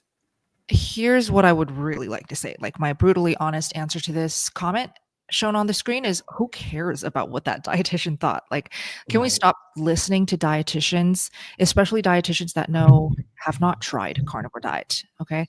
Not just that know nothing about carnivore, but haven't tried it themselves. Dietitians really, they're taught the wrong things, just like many doctors, and we're figuring it out, right? We're figuring it out. When it comes to eating the right amount for you, you let your hunger navigate that for you. There's no dietitian or doctor in the world who will know your body and your appetite and what it needs better than you. So, Robin, if you're still hungry after eating 2 pounds, you need to eat more. And I want to add. Yeah. Go ahead. I'll just Let her reference know how much. Yeah, go ahead. Well, I'll just reference what Todd said because he said it so well. If you don't properly nourish now, you will never get to your weight loss goals. You will never get to your body recomposition. Why? Because your body is always going to bite you back. It will never truly feel safe to lose the weight. So you can force carnivore diet to be a fast weight loss diet by putting yourself in a box of, I cannot be eating more than 2 pounds. I need to be portion controlling no matter what, because I don't want to gain weight ever. Then you will continue to be in that hamster wheel of feeling hungry, tired, cranky, hungry. Okay. So Raymond, sorry, I cut you off. Yeah, well, I wanted to make sure that she understands that you used to eat like 5 pounds of meat a day, right? That's I important did. to the age. And I wanted to, this Molly Schuler, she's a competitive eater. She once ate 22.5 pounds of prime rib at a steakhouse. 22 pounds. Wait, so she ate 22 pounds in one sitting? One sitting. Dang. Oh my God. So just to let you know, but she is competitive eater, but still, and she's thin as a rail. So just to let you know, we all have our capacity. Oh my gosh. I would love to know, like with these competitive eaters, anyone can answer this. I'm just so intrigued by competitive eaters. Are you just born with like a bigger stomach, or can you actually train your stomach to be larger? You can train your stomach easy. Okay. Yeah. Wow. I think honestly, I watched a bunch of those because I thought, well, I should do this because I have that natural ability. But honestly, I think that when people that don't have like leptin sensitivity are already drawn to that because they're eating so much, and then they're like, okay, I'm going to do this because they don't have the hormone. Like, I don't think you can do that on a healthy diet. Like, I don't think that you could do that on carnivore. I think if you ate that much to competitively eat carnivore foods, I think you would heal yourself, have so much leptin sensitivity that you wouldn't be able to do it. Can't anymore. Yeah. For sure. Yeah, because these competitive eaters, most of the competitions are eating hot dogs, like with the buns, empty calories that open up the appetite. But yeah, I'm seeing a lot of the comments. It's totally a strategy. You train it. Mukbang. I know what a mukbang is for sure. I used to watch those and be so hungry watching it because I was vegan and I felt so left out. So I would literally watch people eat meat. Isn't that crazy? I was so brainwashed. Wow. Sort of. It's still one of my favorite pastime. Yeah, when I'm doing a 7-day fast. I don't know why. Yeah, I don't know. I like it. I don't know why. It's just like, oh yeah, that's fun. I don't. I get it. I don't know why, but it's kind of soothing even when you're on a fast. It's really weird. So soothing. Yeah, I love it. Terry, welcome. Hello, gang. The weight is starting to drop. More weight. Started with 258 down to 213. Super excited. Yay. Feeling spectacular. Goal is to be 185. Not far off. Thanks for the support. Well, that's just a Terry, positive comment. congratulations. Great. Celebrate that. Thank you. Mhm. That's awesome. Congrats. Keep Congrats. going. Hi, Cranky Carnivore Cutler. He's in the gang. We love Cranky Carnivore Cutler. Yes. I find $30 a month difficult at times on a fixed income, but the benefits of SBG are priceless to me. Thank you so much for that. Thank you. We're so happy to hear that. John's Wow. awesome, and everybody go check out Cranky Carnivore. He's got awesome, awesome channel too. He And is a he's great member. Yeah, Great member. for sure. Erdwin, how much can 800 mg of caffeine hold me back on carnivore? Do we know like around How how much much is that? Is that like a cup of coffee? I'm eating lots of raw meat and fat, a lot more than at first. That's good. I would So- say forget the amount. So just have it as a dessert Exactly. after your meats. Yeah. Yeah, that's what I was going to say. That is a really, really great hack. Learned it from Raymond. I personally don't think that coffee needs to be cut out when you go carnivore. And again, a lot of the hardcore carnivores are not going to love this messaging that I'm talking about, but it's about how you can make a carnivore diet sustainable. If you force yourself to give up the coffee, you go through the headaches, you go through the withdrawals, you're just hating life, you feel depressed. Are you going to stick to carnivore past the magical 90-day mark? Probably not. So, however much that caffeine is, just have it after your breakfast. It makes a huge difference. Try it. Hi, Denise. I am 1.2 years carnivore. Eyesight and cataracts have gotten worse. Todd, any ideas? Well, I don't know what you mean by have gotten worse. So I thought mine was getting worse too. It was actually getting better, but it wasn't matching my prescription anymore. So I couldn't see. So I don't know. Here's all that I can tell you is that for sure your metabolic health and inflammation is going to change your eyesight no matter what. Like my eyesight healed up so much that when I went in, I had to get my eyeglass prescription changed in a 7-month period of time. I had to go in. It's been now, that was 7 months, and then it's been somewhere about another 13 months since I've gotten these glasses. I have to go back in again because they're already not working. And when I was in there, my optometrist said, because I couldn't get contacts before, and I couldn't. My stigmatism was too much for contacts, and I could not get laser eye surgery before. And now I can, because my eyes healed up enough that I'm now a candidate for both of those things. And I was like, great, I'll probably just start contacts. And he goes, I wouldn't. He goes, if you're doing this carnivore thing, your metabolic health is changing so quickly that they won't be right here in a short period of time. He said, I would wait till you lose all the weight, and in like 3 years, think about doing that, because you're going to continue to heal, and you're going to see it in your eyes for the next 3 years. So with that in mind, I think no matter what, your eyes are changing. I don't know the physiology behind why they might be getting worse, other than if it's not, if maybe you're not matching your eyeglass subscription anymore, or there might be something else going on there, but I do not know. I want to say, this is the danger part of under eating. When we undereat, healing doesn't happen. It actually does the opposite. So that's why we are so big on nourishing properly first. I don't know your history, and that may not be the cause. But I just want to mention that just for people to hear that. I love that. Thank you both. Welcome, Jules. I used to freeze a butter MCT oil combo for a fat boost treat. I saw a video saying individually they're okay, but not to mix the two fats because it will sludge up the liver. Have you heard of this? Anyone heard of this?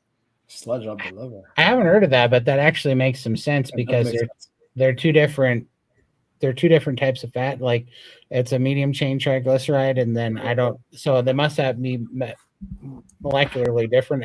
I'm not going to pretend like I know what the hell I'm talking about. I'm just saying that when Phil was talking about apple cider vinegar, and Dr. Leslie Keith was talking about apple cider vinegar, I said, Leslie Keith said apple cider vinegar is short chain fatty acid. Phil didn't think that it was, so we looked it up, and it is, but it's surprising because it's the shortest short chain fatty acid.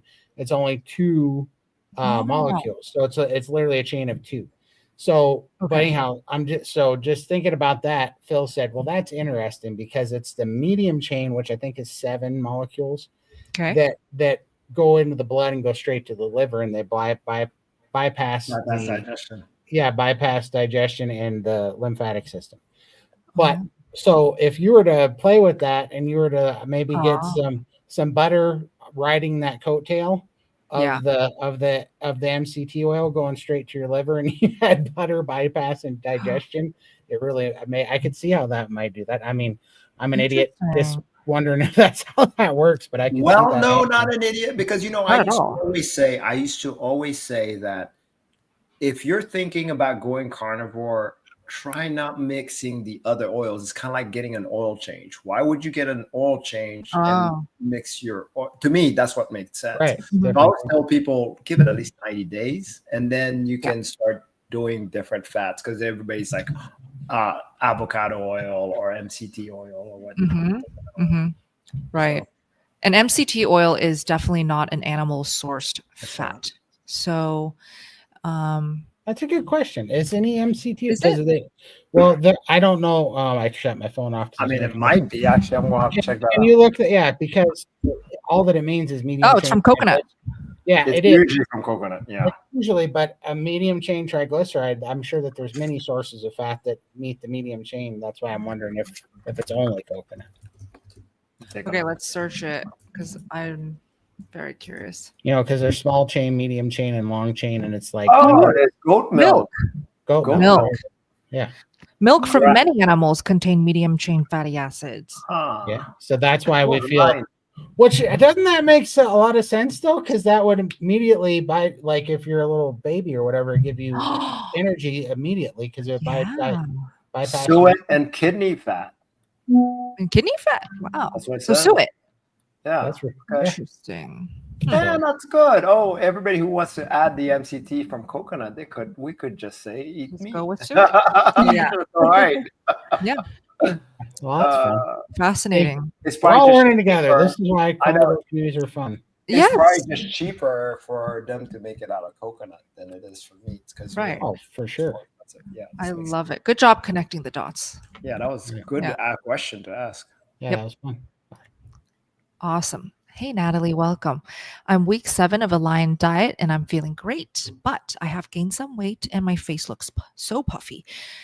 Has anyone experienced something similar? I would say that when I first went carnivore, because I gained, I want to say like 25 to 30 pounds. I don't know exactly how much, but it definitely was up there. And I gained it real fast. When you gain weight, typically you will look a bit puffier, just a little bit fuller. It's really not a bad thing. And you're doing a Lion diet. So I feel like if you're gaining weight on a Lion diet, you're probably doing a lot of healing. Unless it's histamine. Just be aware. Okay, that's true. Are you healing from a lot of autoimmune things, Natalie? Maybe you can give us some more details here. If the face looks so puffy, do you think histamine intolerance could translate into puffiness? That's exactly what I usually see is histamine intolerance is face puffy and itchy and stuff. But yeah. Definitely the itchiness. Yeah. Oh, okay. Got it. Because if she's doing like mostly beef, what I would do is go down to like the less histamine one lamb. Yeah. Mm-hmm, mm-hmm. Natalie, if you feel like it could be histamine intolerance, I do recommend checking out Rebecca Heischman because she struggled with histamine intolerance so much when she was healing, and she has the best tactics, the best strategies for healing from histamine intolerance so that you can eat all meats. Yes, histamine intolerance goes away with time and with the right strategies, and she really likes non-aged meats for that. So check out Rebecca Heischman. She has a YouTube channel. Amanda, okay. Last 15 minutes, heads up. And also Raymond, you good on time? 15 minutes. 15 minutes. I'll hang out for that. Yeah. Thank you. What a treat. Amanda says, how are people going with high fat? It's starting to make me feel sick, but I'm doing it for my hormones. I am 63. I've been high fat since day one, 6 years in, still very high fat. Not nearly as high fat as my first year. And I'll give you some perspective. Year one, a stick of butter every single day. Many of those days, up to 2 sticks of butter, 2 full sticks of butter. And now I'm eating anywhere from a quarter to half a stick of butter. Some days I just swap out the butter for another animal fat. Like I don't need a stick of butter anymore 6 years in. So your high fat could actually evolve over time. Just, listen to your body. If you're feeling sick, maybe that's a sign you can lay off the fat.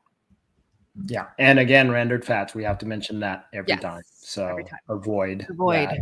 Try to go for cold fats as much as possible, especially when you're feeling nausea. Cold butter. Yeah. Okay.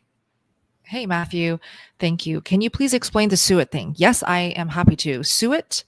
Thank you for spelling it like that. It's correctly spelled. You can get it at any butcher shop. And I recommend calling so that you don't waste time going to a butcher shop and they don't have it, because it's not like a readily available thing that they sell. I learned that a lot of butchers throw it out, which therefore makes it really cheap and sometimes even free.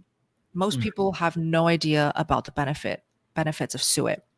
So when you get the suet is raw fat cut off from the kidney area. It's all the fat surrounding the kidney. Suet can also be replaced with beef fat trimmings. Beef fat trimmings is just any raw fat cut off from anywhere from the animal. And I personally have tried just eating raw suet and just eating raw beef fat trimmings. Both give me the same level of benefits and great digestion. I eat it raw. Eating it raw will make you feel like you're eating a candle, because it is so like sticky and waxy. It coats your teeth. I personally love it. I love the flavor. I love how it tastes. But if you have that texture aversion, you can air fry it. But don't you guys think that does take away the benefits and defeats the purpose of having it raw? Because the stearic acid raw. Yes, the stearic acid to a degree when you heat it. Any tips on how to eat it raw? Man, so I get the primal ribeye roaster anywhere from 19 to 23 pounds, but there's so much fat on there. That tip on there, I mean, literally, there's like, I don't know, 6 or 7 pounds of fat on that corner of that tip that goes all the way down. So, and then I cut those ribeyes, I'll cut them 2 to 2.5 inches thick. So, I mean, they are really, really thick. So good. And then, but I cut them, I put them on the rack and they're about uncooked weight. They're probably 3 pounds, a piece.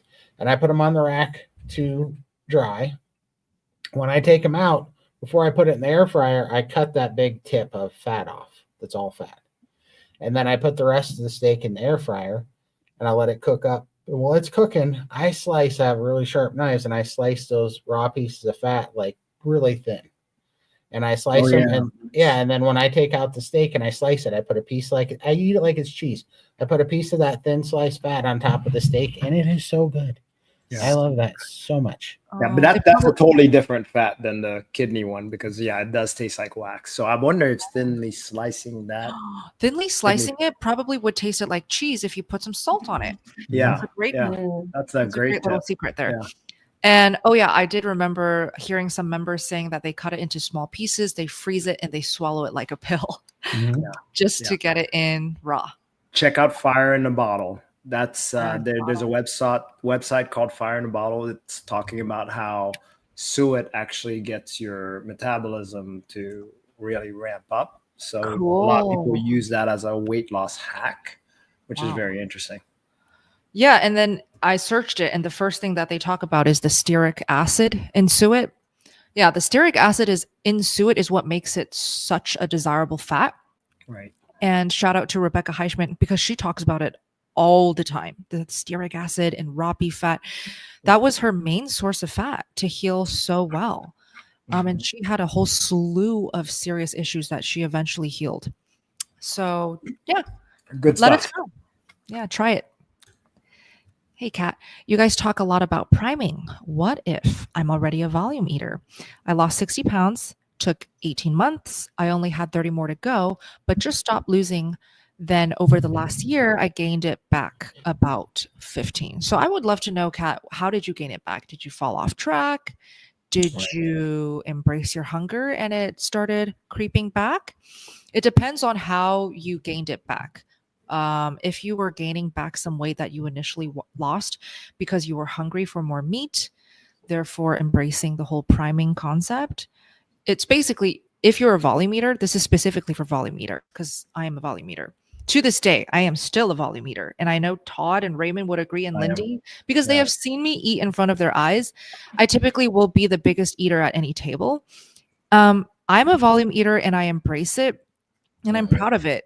So don't ever feel like because you're a volume eater, you should be putting it in a box and controlling it. You should actually use your volume eating power to your advantage because you most likely can be an expert faster down the line. Yeah, for It sure. helps, right? Yeah. 100%. Yeah, I mean, over the summer, over last summer, I lost like, I don't know, I guess I lost somewhere around 130 pounds last summer. And then over the winter, I gained back like 48 pounds. Nothing changed. I just gained back 48 pounds. Don't know why. I oxalate dumped. I put on some fluid. It was winter. My body held on to it. I didn't care. I didn't change. I listened to my hunger.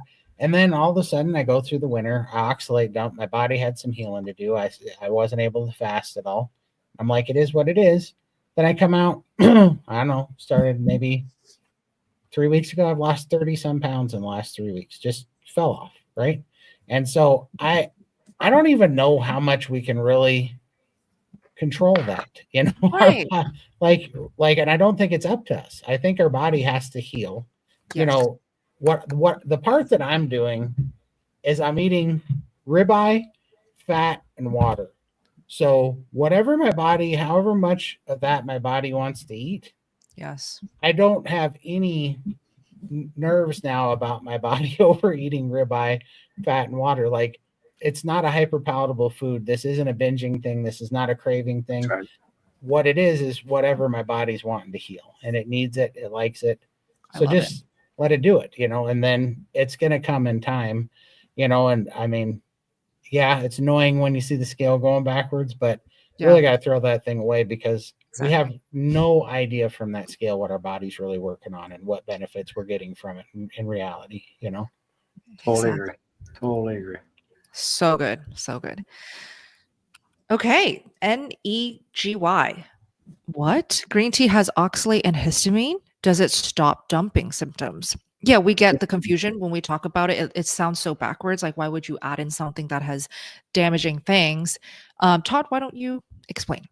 Yeah, it's a little bit like cholesterol, right? Like you don't eat cholesterol, your body makes cholesterol. And when you stop eating fat, your body makes cholesterol and it starts making more and it shows up in your blood. Well, if you don't eat some oxalates, your body can go through an oxalate dump and it tries to replace it and your body starts creating oxalates. And I guess it causes like this. I'm not a super expert in anything, but it starts causing like an oxalate storm. And that's actually what's happening is your body's producing a bunch of oxalates, causing you problems. And if you have just a little bit of oxalates, then it stops it because it slows down the oxalate production in your body, stops it. And then you get a little bit of a break from it. And then there's a whole nother thing where you take some, you have to look up that Toxic Superfoods book, but you take some calcium and and it helps bind to the oxalates and get it out of your body, but it's to slow down the production of the oxalates when you're going through one of these things. And the reason why I use green tea is I guess it's one of the lower oxalate things you can have with the lowest like inflammation, impact on your body. So it's a good one to use. Love it. Perfect. Matthew, really appreciate both the info and how to best consume it, the suet. Thank you, Steak and Butter Gang. That's so nice. Thank you for the super chat. Thanks so much. Yeah. Terry, pre-diabetes went away. Wow. Feet do not swell anymore. So many good things, and the mental clarity feels amazing. Yay! Positive update. We love it. That's awesome. Congratulations, man. Yeah. That's what we call an NSP, and we have these fun meetings, because every week tomorrow is our NSP and SBG, and we get to hear 50, 70, 100 people all tell they're awesome NSVs. It's so That's right. encouraging. Non-scale victories. That's what it stands for. Anybody Yes. here wondering? Yes. Right. Groove into my tune. So cute. How many cups of green tea a day is recommended, Todd? Just one, even a half one will do. Like, it does not take much. But I was just drinking. Well, I'll show you where to go. I was drinking one of these. I was ordering it. Yeah, that's a big cup. Yeah, it's 24-ounce cup. Yeah, I didn't care. I was like, whatever. I'm not. Well, actually, I drank half one the very first time I did this when I was actually driving to Wyoming. I think when I did it Arizona. I was driving to Arizona. Nice. I forget what meetup I was driving to. I was driving to Arizona when I had the first one of those, and I drank a half one. It worked, and I didn't have any negative side effects, just positive. So then I just started drinking the whole thing once a day, and it worked just fine. Great. Yeah. Find what works for you. Yep. Just want to. Toxic Walt says, just want to point out, I read Todd's article on Daily Mail the other day. Yay. Yeah. Talk about it, Todd. There's not a lot to talk about because they never called me. I don't even know how you got on there. Yeah. I don't know. We typically don't with these articles. Yeah. I didn't know that. So all of a sudden people were like, hey, you're in the Daily Mail on Facebook and stuff. I was like, what? Yeah. And they're like, yeah, when did you do that article? Why didn't you tell us it was coming out? I was like, I didn't know it was coming out. I had no clue they were doing it. Right. But it was actually the comments were overwhelmingly positive. There's a couple of crazy people in the comments, but they're always funny. There's always so many people that are funny in there. My favorite one was like, he's like, it's too late. I don't care how much weight he loses. He's a dead man walking to lose that much weight. It was hilarious. I was like, yeah, because it actually makes me really happy. And we were kind of having this chat today and our conversation today in open chat.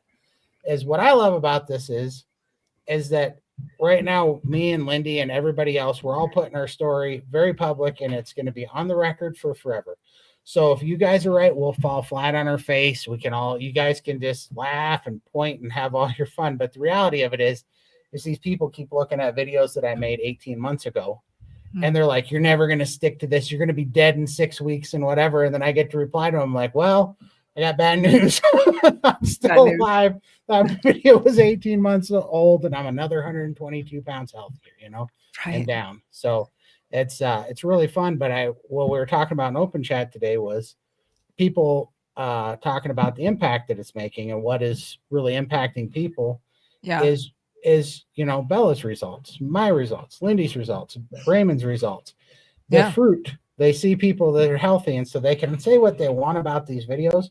But when they're sick and the doctors aren't helping them and the medicine's not working, these videos do make a difference, because now they can go back and they can watch the whole progression of it.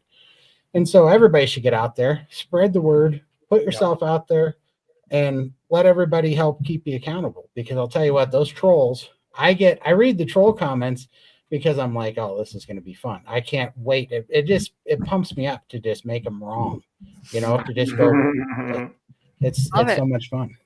I that's like one of my favorite things about the naysayer comments as well, is it motivates me. For sure. Oh, you're gonna tell me that I'm a danger to society? I'll make extra butter videos thanks to your comment. Exactly. I love it so much too. Yeah. But yay, congrats to Todd making it in the Daily Mail. So these things, they obviously are trying to make us look a certain way in a different light than what we're actually trying to talk about. And it's still a powerful thing. Even when they're trying to ridicule us, say that we are promoting something dangerous, because it really does get a lot of exposure to Carnivore Diet. These big newsletters. I was on New York Post, and they actually talked about my story in a very honest way. And so I'm very happy, whether it's negative or positive or neutral. We support it because people will always look at it, and the people who need it will actually look into it. And that's what we want. And then when they eventually stumble across our actual YouTube channels, guess what? They're going to get the help they need. Yeah. So shout out to people like Lindy and Todd, who bravely talk about it every single week, despite the ridicule and the hate that they get. Who cares? Show your moves online. Nobody gives a crap. All right. So we will wrap up with Gunther. Thank you so much. I've done 9 months of Lion. I'm skinny fat, thin with a pot belly, with a slow metabolism. I don't care about gaining muscle weight, but I'm gaining both subcutaneous and visceral fat, bigger waist circumference. Is this okay? Care Hmm. about gaining muscle weight, but I'm Wow. gaining both. So it's typically not okay. 9 months line diet. I'm trying to digest this like best as possible. So 9 months of line diet and you're still gaining subcutaneous and visceral fat. How do you know? Are you taking scans, Gunther? Because that's quite unlikely.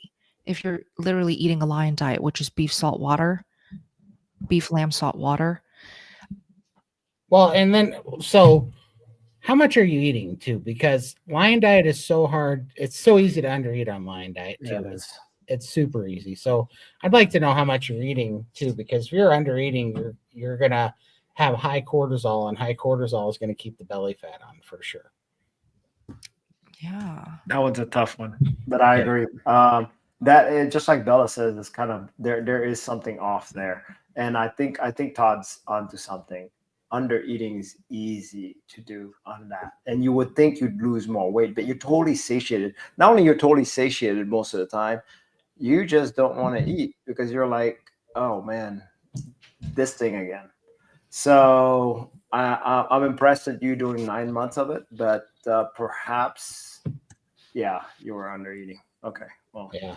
there it is. Yeah, undereating until undereating, especially to the point that it causes you're not sleeping well, you're stressed out. Man, that cortisol, because I'm right by saying this. My experience with it, that cortisol specifically keeps the belly fat on. Yeah. Well, okay. Well, it makes sense too, right? Okay. If the body senses that it's in starvation, what does it do? It's going to hoard as much fat as possible. And that's important because it's going to want to survive through that. So it's noticing that you're not eating enough. Okay. So what happens when you eat enough and then, for example, fast? That's where it takes it off, because when you're eating enough, you're providing a safety for the body. And then you start slowly ramping up the fasting. And then that's where your metabolism starts taking over. It starts feeling relaxed. It starts losing weight. This is why we like teaching what we teach here, is the feasting too fast. And what I would recommend for you, though, is find a way to stop that under eating.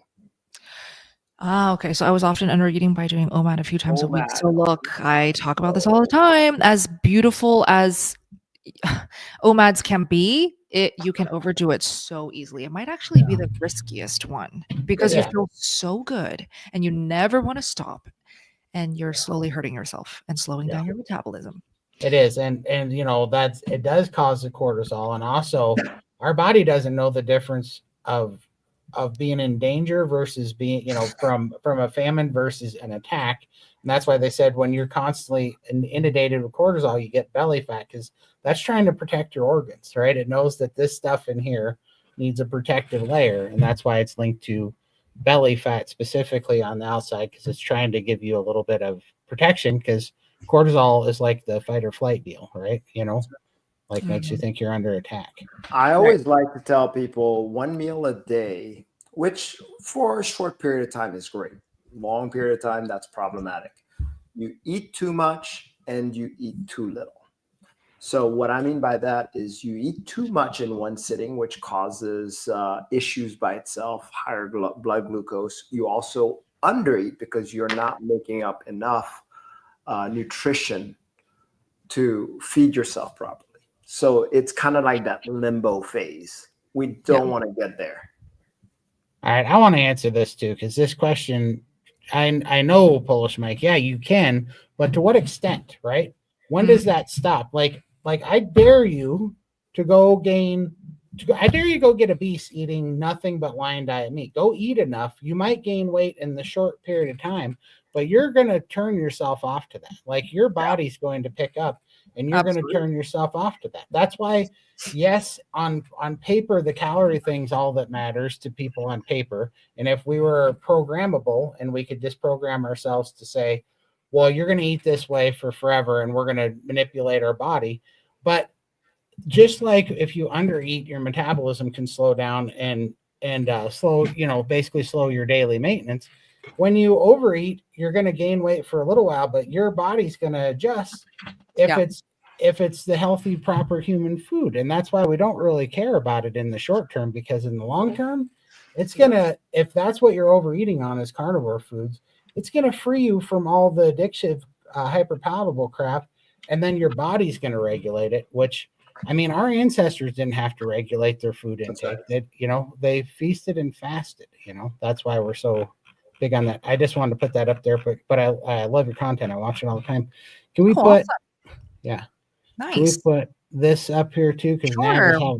Nav is having a hard time. Oh, well, Nav, we're waiting for you to come join. So the clickable link that will work is in the description box.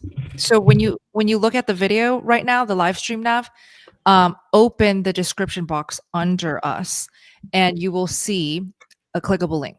So go ahead and tap on that and you should be able to be directed.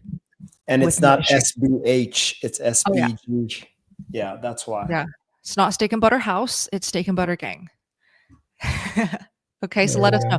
Can you guys actually help me try something? Because sometimes it can glitch. Can you type in SBG Meetup, like it's shown, sbgmeetup.com, not www, just sbgmeetup.com in any of your internet browsers? Let me know if it works for you guys, because it could very possibly be a little glitch, so I can go in and fix it if it doesn't work. Okay. All right. And then, I want to end on this one. Ooh, hi, Lori. Bella, SBG merchandise is awesome. Bought 5 shirts this evening. Well, thank you so much for supporting the community, because the merchandise, it's either designed by my big sis or it's designed by one of our members, Emmeline. Shout out to her. And all of the proceeds go into continuing Steak and Butter Gang's existence. And also it helps a lot with the team. So thank you so much for supporting us. Awesome. Appreciate that, Lori. Okay. All right. It looks like we can wrap up. Thank you all so much for the questions. We know that there are still so many questions we did not have time to get to. That's why we do these every single week. So put it in your calendar. Every single Friday, we go live 4:30 p.m. Pacific, 7:30 p.m. Eastern. So look forward to that. And we typically will do a second live stream these days, spotlighting a wonderful story guest expert. And that is typically on Wednesdays, right? Wednesday. Yes. Absolutely. Yep. Beautiful. Any final thoughts, Todd? You wrap up. Just you know what, these are my favorite things to do, is these live Q&As, because I love chatting with you guys. I know the whole team here loves chatting with you guys, but this is just a taste of what it's like to have community, and what I like people to go get a taste for is in the SBG, the Zoom calls, because I get so many emails of people needing help, and it's so hard to do outside of a community. So I would love to see you guys in open chat over at SBG, and you guys try it out and tell us what you think. I'd like you guys to start giving the feedback in here, because in SBG, what I keep getting is people saying that they didn't realize what the community actually was. They just thought it was a chat group. So I'd love to see you guys there. And then also, we're having a little bit of issue with our website, but we will have it up for those of you that I talked to about an SBG on the Montana meetup. We'll have that up and running, I think, next week. So you guys will be able to get to come check our meetup page and see all the meetups that are coming up here, and we'll start posting those. So. And this is a different website from the one shown on screen. So the purpose of this new In the Works website is all about putting up our in-person events, in-person conventions that we will be speaking at, meetups, dinners, lunches to make friends. So that will be the purpose of this new one, with the most exciting one happening weekend of July 4th. I would actually put that in your calendars. Yes. If you feel like you would look forward to, the Montana meetup, you want to go to Montana, this is the right time to come. July 4th, you'll see amazing fireworks. You'll see your favorite carnivores. You'll see us and all the carnivores in the community who show up. So details will be announced in probably the next Friday night live stream. Wait, one more second. I wonder, did I miss something here? Please answer. I paid for. I don't understand what she's Please alter glitch. What? I think she's saying. I think. Taryn, I see that you're still in the live stream. Do you want to tell us some more details? Yeah, it's kind of choppy, her messaging. I can't Yeah. really put it together here. Me So either. what exactly are you referring to? She hears us. Shit, thank Okay. you. Okay. You might have already answered it. Well, I did see a lot of comments saying, like, I typed in the sbgmeetup.com and it worked. So doesn't look like it's a glitch for now. Let me try. Anyways, we're Okay. gonna. All right. Yep. Well, sorry. I thought maybe I was looking real hard there. I thought maybe she paid for a super chat or something. I didn't want. You might have been talking about SPG. Yeah, but okay. Well, and you can email that email address too, right? If they have Yes. issues on SPG. Okay, perfect. And Stephen, we'll That's a definitely long see road it. trip. It is. You can when you come here, you can take me back to Florida so I can make Tampa. That's it. I know. Perfect. That's awesome. Awesome, All right. everyone. Thank you. Beautiful. Thank you See you guys guys so next much, and we'll see you next week. Have a Okay. beautiful